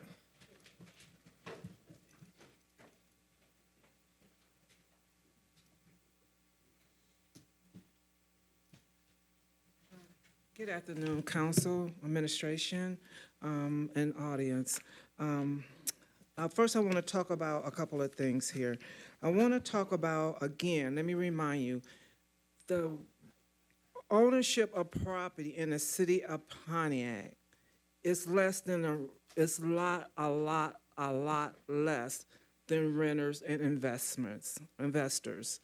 And why I say this is because Pontiac for years, ever since in the last, let's say 14 years, has been used as a scapegoat. Let's bring all the trash in Pontiac. Let's bring all the rejects in Pontiac. Let's bring all the prisoners in Pontiac. Let's bring all the halfway houses in Pontiac. Let's bring all the nursing homes in Pontiac.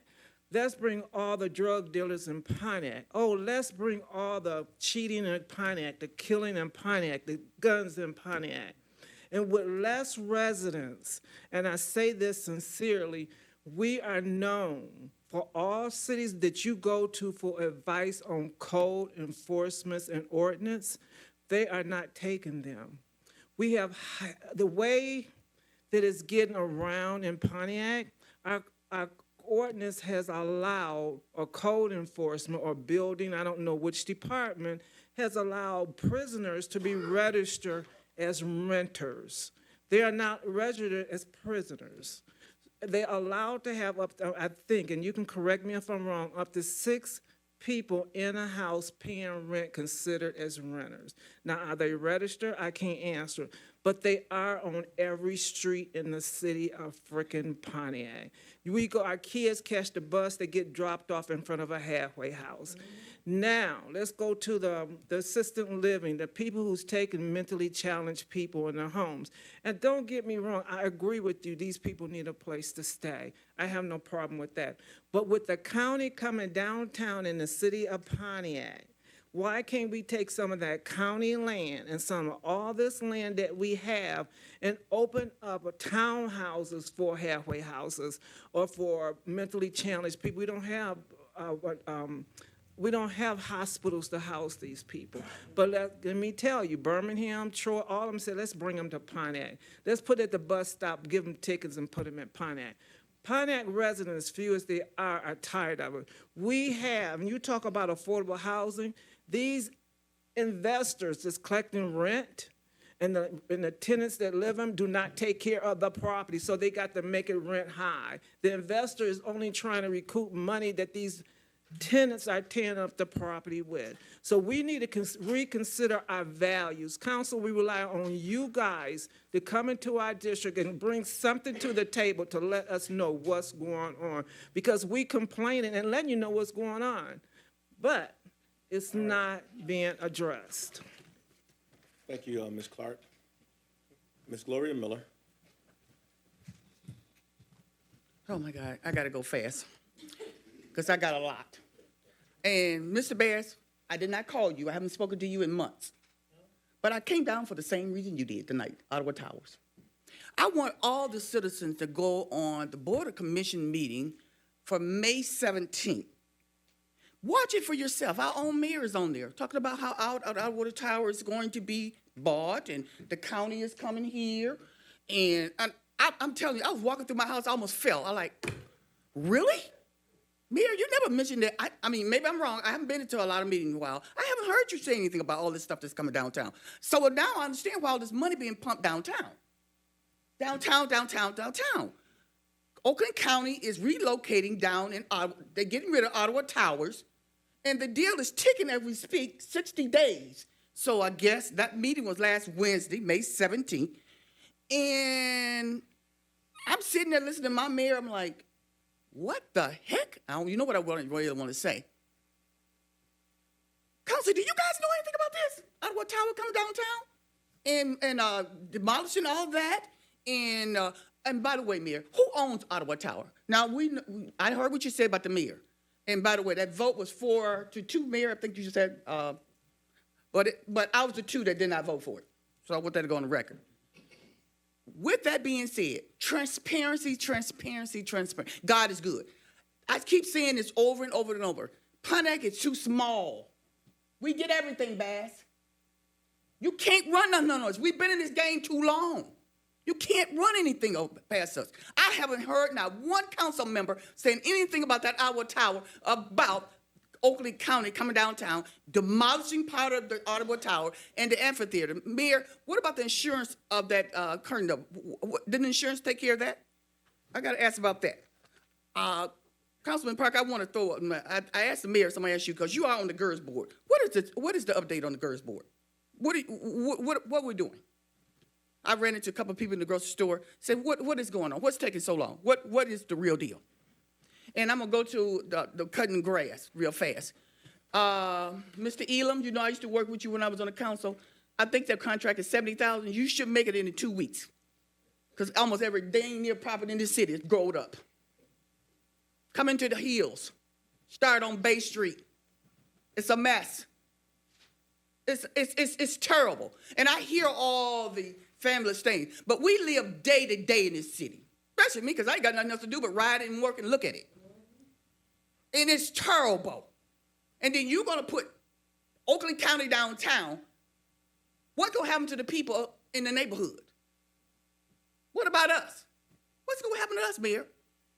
I want to hear any of you council members explain to me who knew about that deal with our tower and didn't tell the citizens of Pontiac about this stuff. Oh, they making big changes. They finna widen out the street. It's gentrification. All right, thank you. Mr. Chuck Johnson.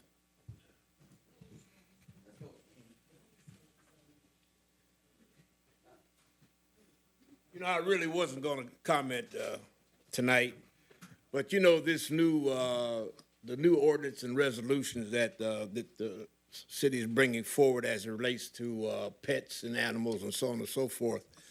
You know, years ago, I used to keep 5 horses in this city. I had 3 horses and 2 ponies on the south side of Pontiac for about 8 years. A lot of the kids used to come over there and ride them. I had no problem with that. And it came a time that I had to move them on and do something different. And, you know, when you look at the pets that people have, it may be excessive, but these pets that people have are their kids, and that's how they relate to them. And now it's coming a time when this government, for an example, is saying to the people, you no longer can have those chickens, or you no longer can have that many cats or whatever. I think what we should be looking at, for starters, if we're going to go this route, is to get rid of all these groundhogs that are just eating up the city, eating up the property. I mean, they really are doing a disservice to the city of Pontiac, and that's what we should be working on, is getting rid of those things. But I don't think that that Jack's people is going to have a great opportunity to try and get people to adhere to what the council and this administration is alluding to as it relates to cats, dogs, and whatever. I can understand it if it becomes a hazard, or if it becomes a nuisance to violate a person in that respect, but to tell a person they got to get rid of their kids, you're going to catch hell. Thank you very much. Thank you, Mr. Johnson. That concludes our public comment. Was there anyone in the audience that wasn't called on that still wished to speak for public comment? Okay, yes, ma'am.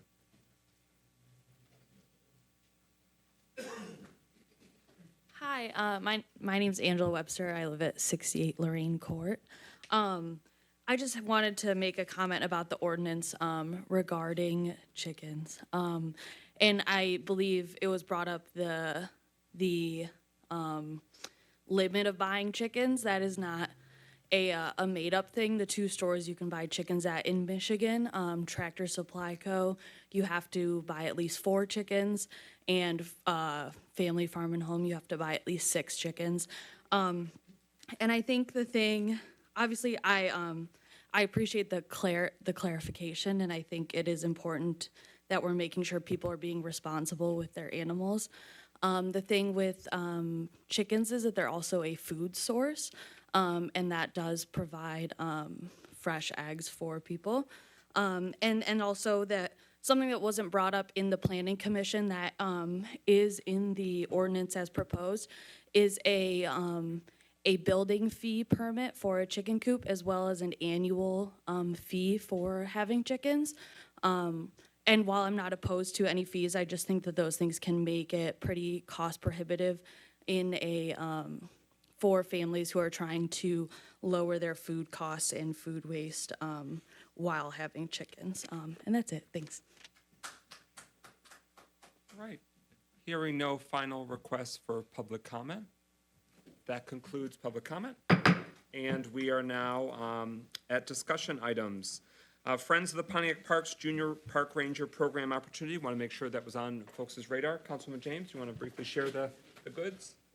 Yeah, basically, we just wanted to make everyone aware that the Friends of Pontiac Parks has written a grant, and we've got a grant for $54,000 to run a summer employment program. We're going to be hiring 25 Pontiac youth to work in our city parks, and we're calling them Junior Park Rangers. So I just wanted to make you aware that so if you have young people, high school kids who are interested, who love the outdoors, and who would be interested in working in our parks as goodwill ambassadors and as people to help us keep our parks beautiful and landscaped, please have them call. We're working with Michigan Works.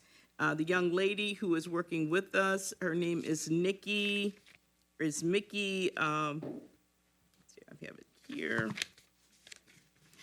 Miss Nikki Pearson. Her phone number is 248-276-1777. Or if you can't reach her, you can call me directly if you have a young person that might be interested in working as a junior park ranger in our parks this summer. My phone number is 248-425-4663. Thank you. Thank you. Wonderful initiative. Excuse me. Yes. The question was the age group. They have to be 16. So I've been asked that question because I know that the teens can get work permits at 15, but unfortunately, Michigan Works requires them to be 16. So you have to be at least 16 years old. Roger that. Thank you very much for the initiative. It's a win-win in terms of enhancements to the capacity of our parks, but also a youth employment opportunity and enrichment opportunity as well. Yeah. Hearing no further discussion on that item, just want to very briefly let the community know that Lighthouse, located in Pontiac, they received $250,000 a Housing for Everyone grant from TD Bank, and it was the only recipient organization from Michigan. So we wanted to make sure the community knew that good news and congratulate Lighthouse for winning that grant from TD Bank, which is a national bank, although doesn't have a big Michigan footprint. Any further discussion on that? All right, our final discussion item, Crystal Lake and South Boulevard and alleyway dumping concerns. Councilwoman Rutherford. Yes, good evening. So for the totality of 45 days, there has been an issue, actually updated issue, let's go back to a year ago, about dumping in Crystal Lake and South Boulevard. We were the main news subject 2 weeks ago on Channel 7, and today I was called by Channel 2 to get an update, and yet the trash is still there. And now there's a commode in the alleyway. Jack also was called by the news. And so at some point, I have to start to ask, I know that you're going to say that you're doing the proper procedure, you went through the court, but now it's getting out of hand where there's actual toilets in the alleyway. Want to know, one, who is the community concern specialist and why hasn't that person dealt with it? Two, what are you going to do about the trash? Because I notified Jack when it first happened. Would that be correct, Jack? You can go to the mic. Thanks. Notified him when it first happened. Nothing was done. Sent pictures. Nothing was done. News came. Nothing was done. And yet you passing all these other ordinances about everything else, and yet this trash in this alley, which has been there for almost a year, has not been picked up. And so I would like to know what this administration is going to do, because when the news called me tomorrow, I want a response to have one that's actual and truthful. There you go. Here you go. So before Jack responds, I do just Mayor want to Bramall? be clear that at least I personally only learned about this 2 weeks ago. And that's not to say that it hadn't been going on earlier than that. I believe you when you say that it has. But I learned about it 2 weeks ago, and I can tell you that our code enforcement division has in fact been doing things about it. So when you say that they haven't been doing anything, that's just factually wrong.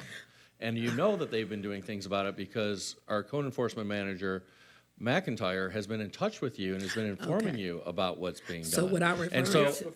Okay, I'll wait. I'm going to get him. Go ahead. And so what has happened is that we've taken the property owner to court. The property owner has not shown up in court. A default judgment has been entered against the property owner. We have issued fines and tickets against the property owner. And Code Enforcement Manager McIntyre can provide additional details. So please, Code Enforcement Manager. Point of privilege. Well, who wants to speak next? You were yielding to him. Oh, I'm sorry. He inserted himself before I could recognize Right. it. So this is a discussion. We'll have a speakers list. Mr. McIntyre, would you like to be on the speakers list? Sure. For a first time, you were recognized. So I agree with Councilman Rutherford. She did contact us right away as soon as she was made aware of it in her district. We sent someone out there initially to take pictures and then to serve an enforcement notice to the owners of the property. As the mayor said, we got no response. We issued a ticket right away to district court. They did not show up in court. Our process then is to institute a default judgment. The court does that. Default judgment has now been entered and has now been served on them. Usually the process will be less than 10 days from that default judgment that it will be back in front of the judge, and our goal would be to ask the judge for an order to abate the property. One thing I want to make really clear about this process as frustrating as it is for me too. I'm not getting probably as many calls as you are, Councilwoman, but I get calls every day about that particular dumping that's going on, and I explain the process. When I came into this position, I quickly realized that prior to us, all of us being here, this is not how this was done. We were entering properties without the blessing of a court order. And I said right then and there, that's not how we're going to do this. We're going to do it consistently the same way with every property. This is the process that we follow. Unfortunately, it works better when they show up because we can enter into a stipulated plea agreement, get them to go on record to say it's going to be corrected in a certain amount of time. The one thing I will say is I had a conversation with our chief judge on Monday, particularly about this case without going into too many details because she is litigating the case. But one thing, by suggestion of the mayor, we had a conversation about this. One thing we're going to be entering into these orders is that if this same behavior occurs a second time, that we already have authority to enter the property. So we won't have to issue a second ticket. We could, but we already have on the record an order that allows us to go back in if we need to a second time or a third time. But I will say this, and I know you've had this conversation with your constituents, Councilwoman, there are people that are right in that area that are seeing who's dumping. At first, I didn't believe it was someone in Pontiac dumping. I really believed it was somebody outside of Pontiac that was coming in and dumping in that spot. I don't know for a fact who it is or who is not dumping. But if anybody has any information, the make of a car, the kind of car, a truck, whatever kind of vehicle is dumping those items over there, they now feel like that's a spot that they can dump. And a better ticket to issue would not be to the property owner who's, the receiver of that dumping, but it would be a more expensive ticket and a more appropriate ticket. Let's issue it to the person that's actually doing the dumping. So that's my talking point to that. Councilman Nicholson. So I understand when we have someone who dumps on city property in the right of way, things like that, that DPW is able to go out and abate right away and issue tickets. And I know the chief judge has been incredibly helpful, and we have a new prosecutor that's been really good.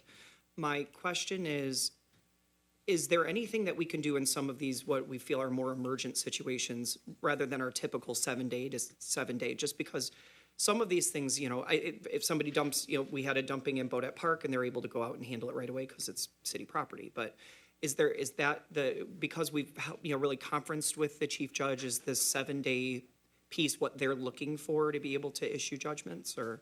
So typically, we have our initial court date.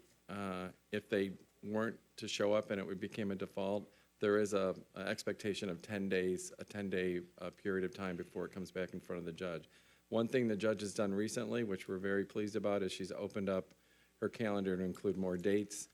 And some of these show causes and also the return of these default judgments she's actually opened up an afternoon docket so we can expedite those as well. Yeah, it just feels like, and I think we can adjust some of our issues with ticket fees and prices. So please do give us feedback about that as we're, getting closer to that part of budgeting.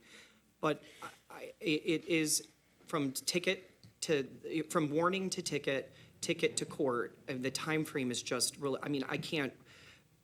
It's nice that, the chief judge is my neighbor in the district and she comes to all of our meetings and she can address these things directly to my constituents. But I think, everybody's dealing with the same issue, that it just doesn't feel reasonable to someone who has to live next to it. I agree.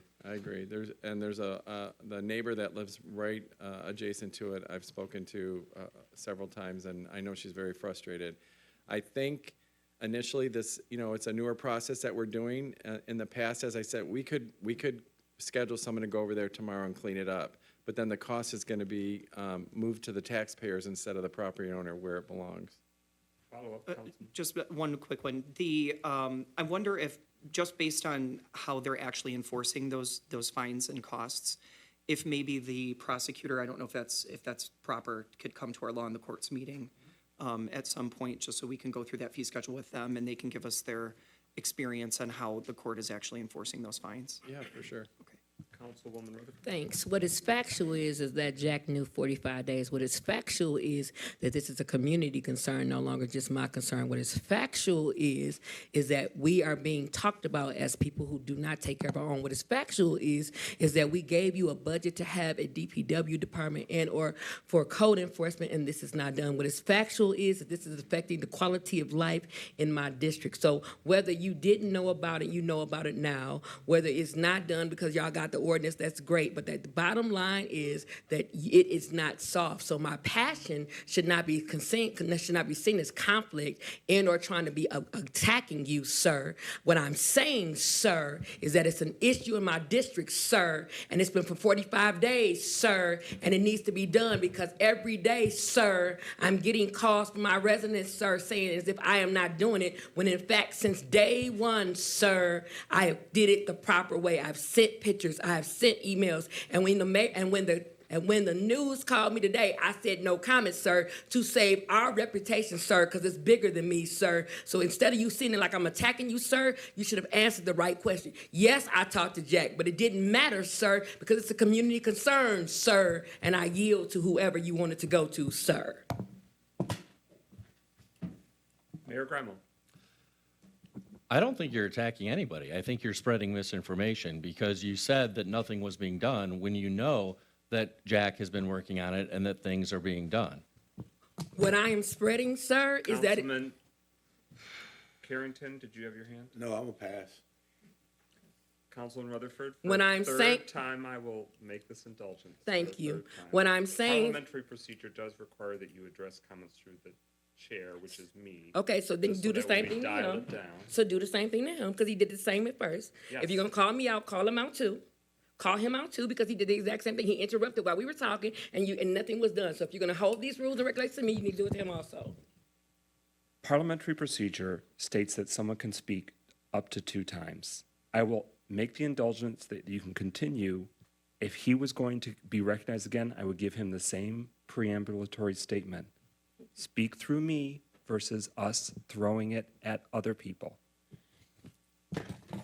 So let's not say it's misinformation, President McGinnis. Let's just say that this is an issue in my district. So I'll take it back that y'all not doing anything. What I will say is it's not done. How about that? Let's change it that way.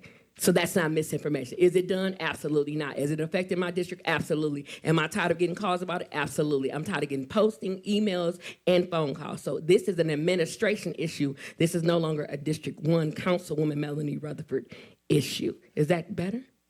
Thanks. For this and any other discussions, we obviously allow a great deal of discretion to make sure things are run efficiently.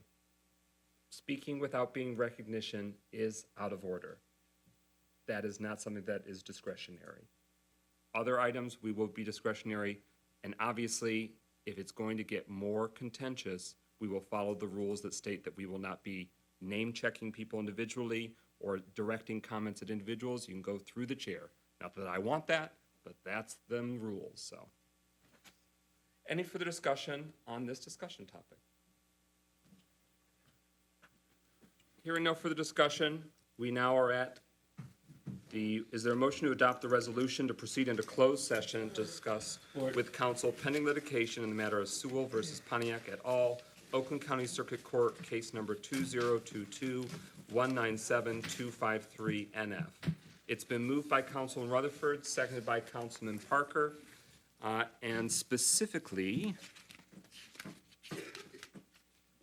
we are dealing with Section 8E of the Open Meetings Act, MCL 15.268, subsection E, to review and discuss the above referenced matter of pending litigation. Is there any discussion on the motion? Hearing no further discussion, roll call and adoption. Clerk Doyle. Goodman? Yes. Yes? Yes. Yes. Yes. Yes.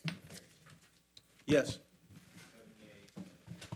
That motion carries. We're proceeding into closed session at 9:24 p.m. When we are done with closed session, we will vote to come out and continue the agenda as adopted.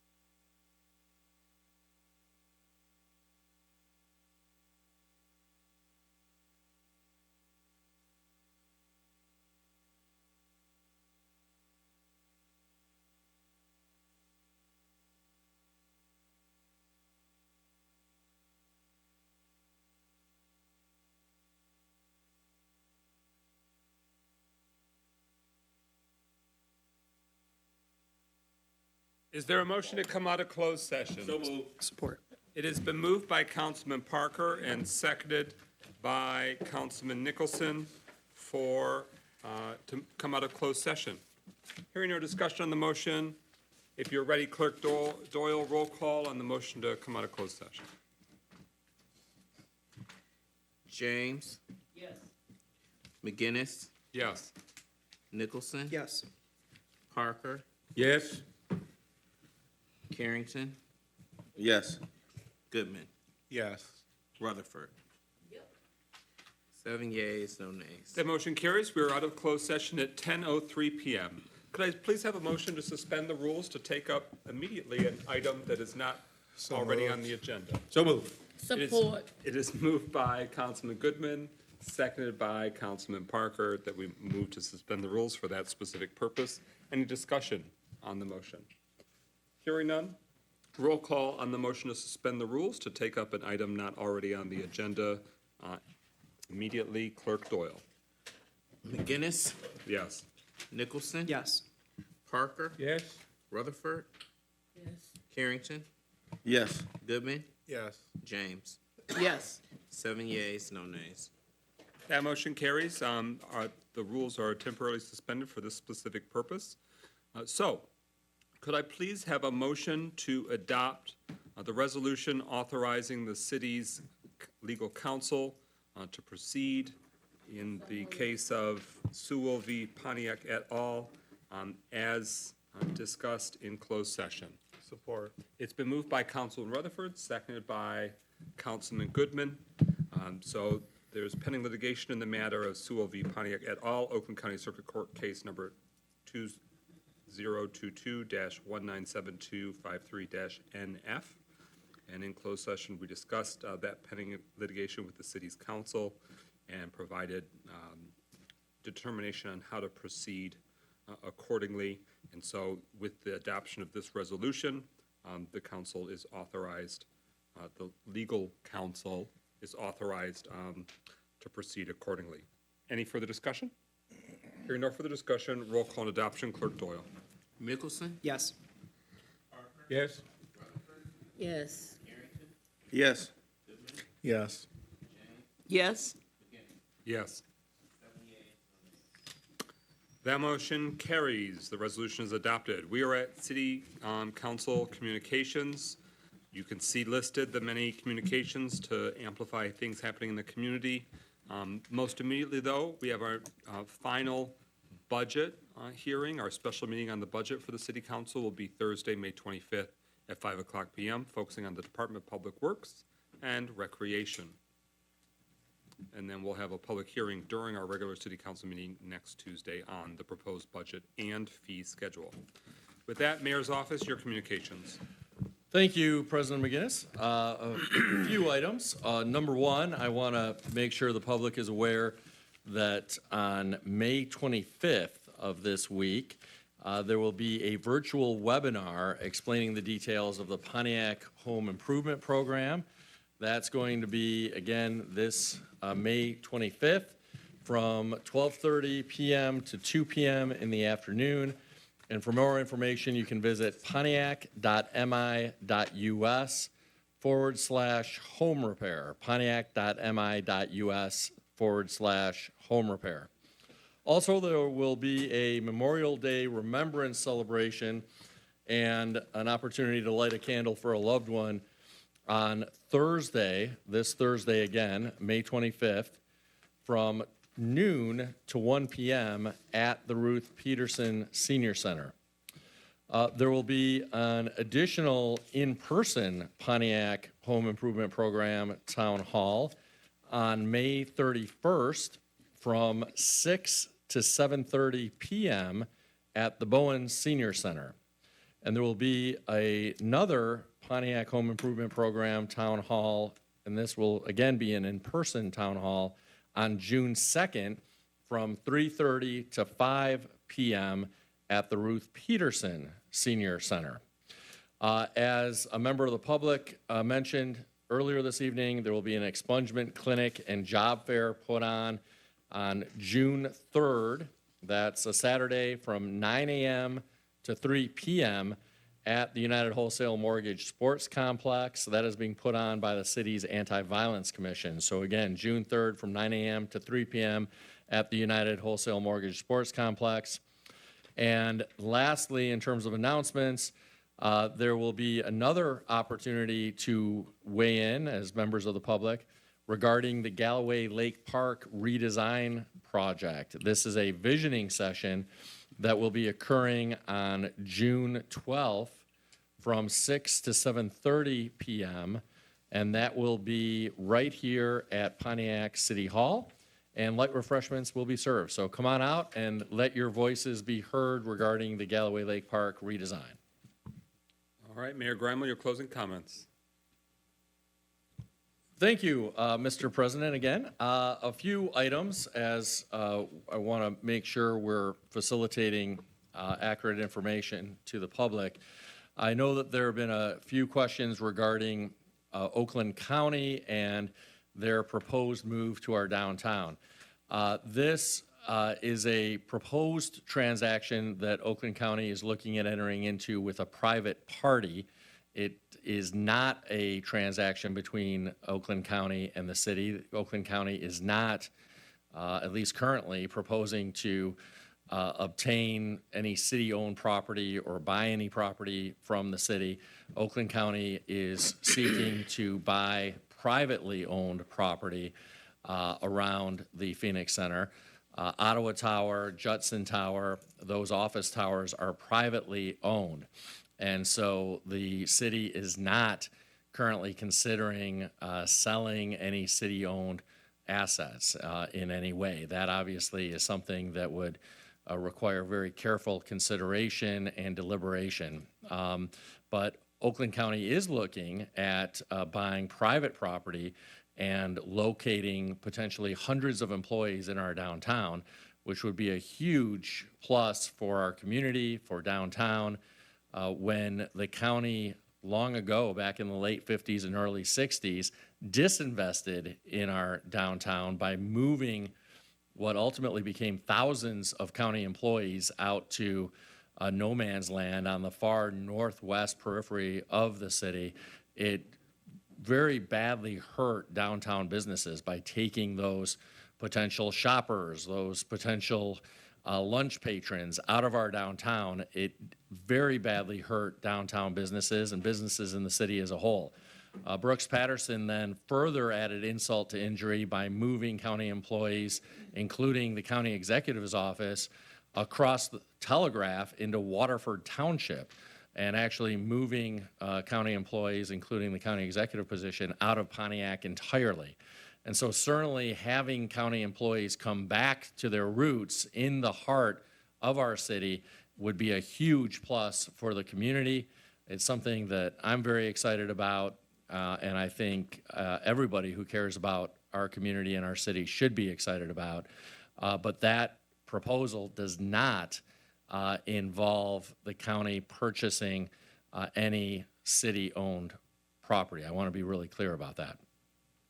In terms of our youth recreation programming, we have had a really successful partnership with the school district the past 4 or 5 months, and we are proposing to continue that partnership over the summer and over the next couple of years. And our youth recreation manager, Tanisha Taylor, has been working very diligently in partnership with the school district to try to facilitate a continuing partnership along those lines so that we can continue to have youth recreation and enrichment programming at Pontiac School District school sites.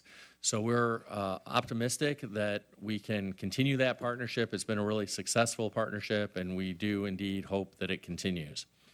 404 Highland is a site that we have ticketed and cited for a variety of violations, and will continue to aggressively seek enforcement regarding those matters against 404 Highland. In terms of some of the comments that were made by members of the public about Pontiac historically being a dumping ground in a variety of ways, it's a sentiment that we too have been very concerned about, because historically many parts of the county have used Pontiac as a dumping ground of sorts. And we believe that we need to do everything in our power as a municipality to stand up for ourselves, to put proper common sense regulations in place so that Pontiac no longer remains this Wild West environment where slumlords and other bad actors can do whatever they want here. And so we're constantly fighting against that by ramping up our code enforcement efforts, as well as by proposing these additional ordinances and ordinance amendments to make sure that our city no longer is this dumping ground for the rest of the county and is no longer the Wild West. Lastly, I think someone asked why more funding was not being proposed to be spent on home improvements. As we discussed earlier this evening, we're proposing that $3.3 million be made available for homeowners in our community to improve their homes.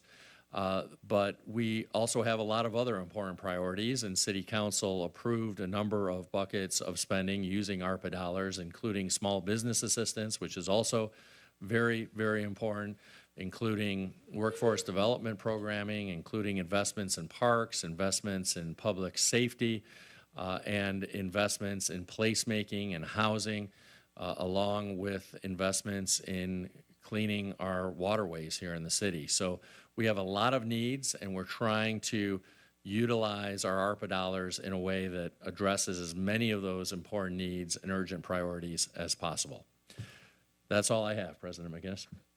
Deputy Mayor Stevens. Clerk Doyle. Councilman Rutherford. One of my favorite comedians is Dolomite. And the reason why I love Dolomite is because he said it how he felt, and he made it very clear that when he said it, it wasn't about trying to attack people. It was trying to empower us to make different choices, to make different comments, and to look at things from a different aspect. In my district every day, I get about 10 to 15 calls about that alleyway. And so I'm going to say to you, as I've said to you before, I have called, I have emailed, I have asked. So that is an administration issue. The DPW is doing an amazing job. I never said they weren't. I'm talking about the frustration that my constituents feel about the alleyway. It does not have to get personal. It does not have to be argumentative. And if it came up that I was trying to attack the mayor, I apologize. But I will not apologize about an issue that is affecting people in my district, because we are the largest voting district in the city of Pontiac, and people need to remember that. At the end of the day, I am being told that I am not doing my due diligence when I go above and beyond, and it is frustrating me because I have the proof, I have the emails, I have the text message, if asked. Now, to not toot my own horn, toot, we are doing amazing things in District 1, and we will continue to do amazing things and have an open and honest, transparent dialogue with the administration. But when I am getting community concerns, which have absolutely nothing to do with me, I'm going to ask that the administration have their community concerns person deal with it, because that is not my job. My job is to vote for what is in the best interest of my district and to bring light to darkness. Now, I have a District 1 meeting on May the 27th from 3 to 5. Unfortunately, our great mayor will not be there. He already informed me, but he had no shade. He's going out of town, which ain't no problem for me. But we have speakers that's going to be there because it's important for us to hear the issues that are dealing with in my district. Number 2, if you need to reach me between the hours of 5 to 9, as I always give on my cell phone number, it is 248-390-0591. That is 5 a.m. to 9 p.m. because I'm always available. And as I said, Dolomite didn't always say it the right way. He didn't always say it the correct way, but he said it the real way. And on that note, I say good night. Councilman Nicholson. No closing comments. Councilman Parker. Thank you, Brother President. Just want to remind everyone that there will also be a Memorial Day celebration May 29th at 11 a.m. at Perrymount Cemetery. I'm going to find out why they don't combine all these together, though. I think it needs to be, since we have the Civil War thing and thing. We've got a couple of them going on. Maybe we can get them all to combine and do all that together. Since the Civil War is what led up to Memorial Day, the beginning, it might be a good idea. But just want to remind everybody there will be a more Memorial Day celebration at May 29th, 11 a.m. at Paramount. I've been asked to be their keynote speaker. That's how I know what's going on. And in relation to a question that was asked regarding the GERS is a public meeting, so if you really want to know what's going on, come on out and see. But the piece that I can tell you is that it has been delayed continuously by the CPRA board, I believe, because they wanted to get a new actuarial study. That is still right? They wanted to get a new actuarial study on the money that they already had an actuarial study done on. So it's been delaying the process, and so perhaps those who come to our meeting here can go to their meeting there and push the CPRA board to do what they need to be doing. Want to remind everybody that the District 5 CDC meeting for June has been canceled due to budget meetings. We will begin to meet promptly in July.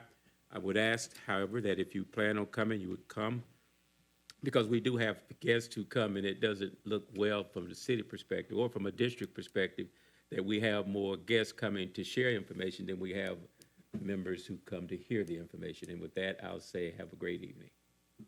Councilwoman James. No closing comment, thank you. Pro Tem Carrington. Yes, pretty quick due to time. I just want to thank the Brothers United for Change for coming into our meeting tonight. And they have a program called Man Up Program. It's a mentoring program for our young men. So definitely, I'd like to thank those brothers for bringing our youth into City Hall tonight. And good night. Thank you. I want to wish Councilwoman for my closing comments, I want to wish Councilwoman Kathleen James a very happy birthday week. It is an honor and a privilege to. Thank you. And it's an honor to serve alongside you, and it was a real treat to be able to cheer you on at the Pontiac Community Foundation 5-year anniversary gala for a very, very well-deserved award. You are an inspiration for how one can and will make a difference, and you motivate me to keep going. Thank you. Hearing no further motions or discussion, is there a motion to adjourn? So move. Support. Moved by Councilman Parker, seconded by Councilman Nicholson, that we adjourn this evening's meeting. Hearing no discussion, roll call, Clerk Doyle. Parker, Yes. Carrington, Yes. James, Yes. McGinnis, Yes. Nicholson. Yes. 5 yeas, no nays. That motion carries. We stand adjourned at 10:20 p.m. Thank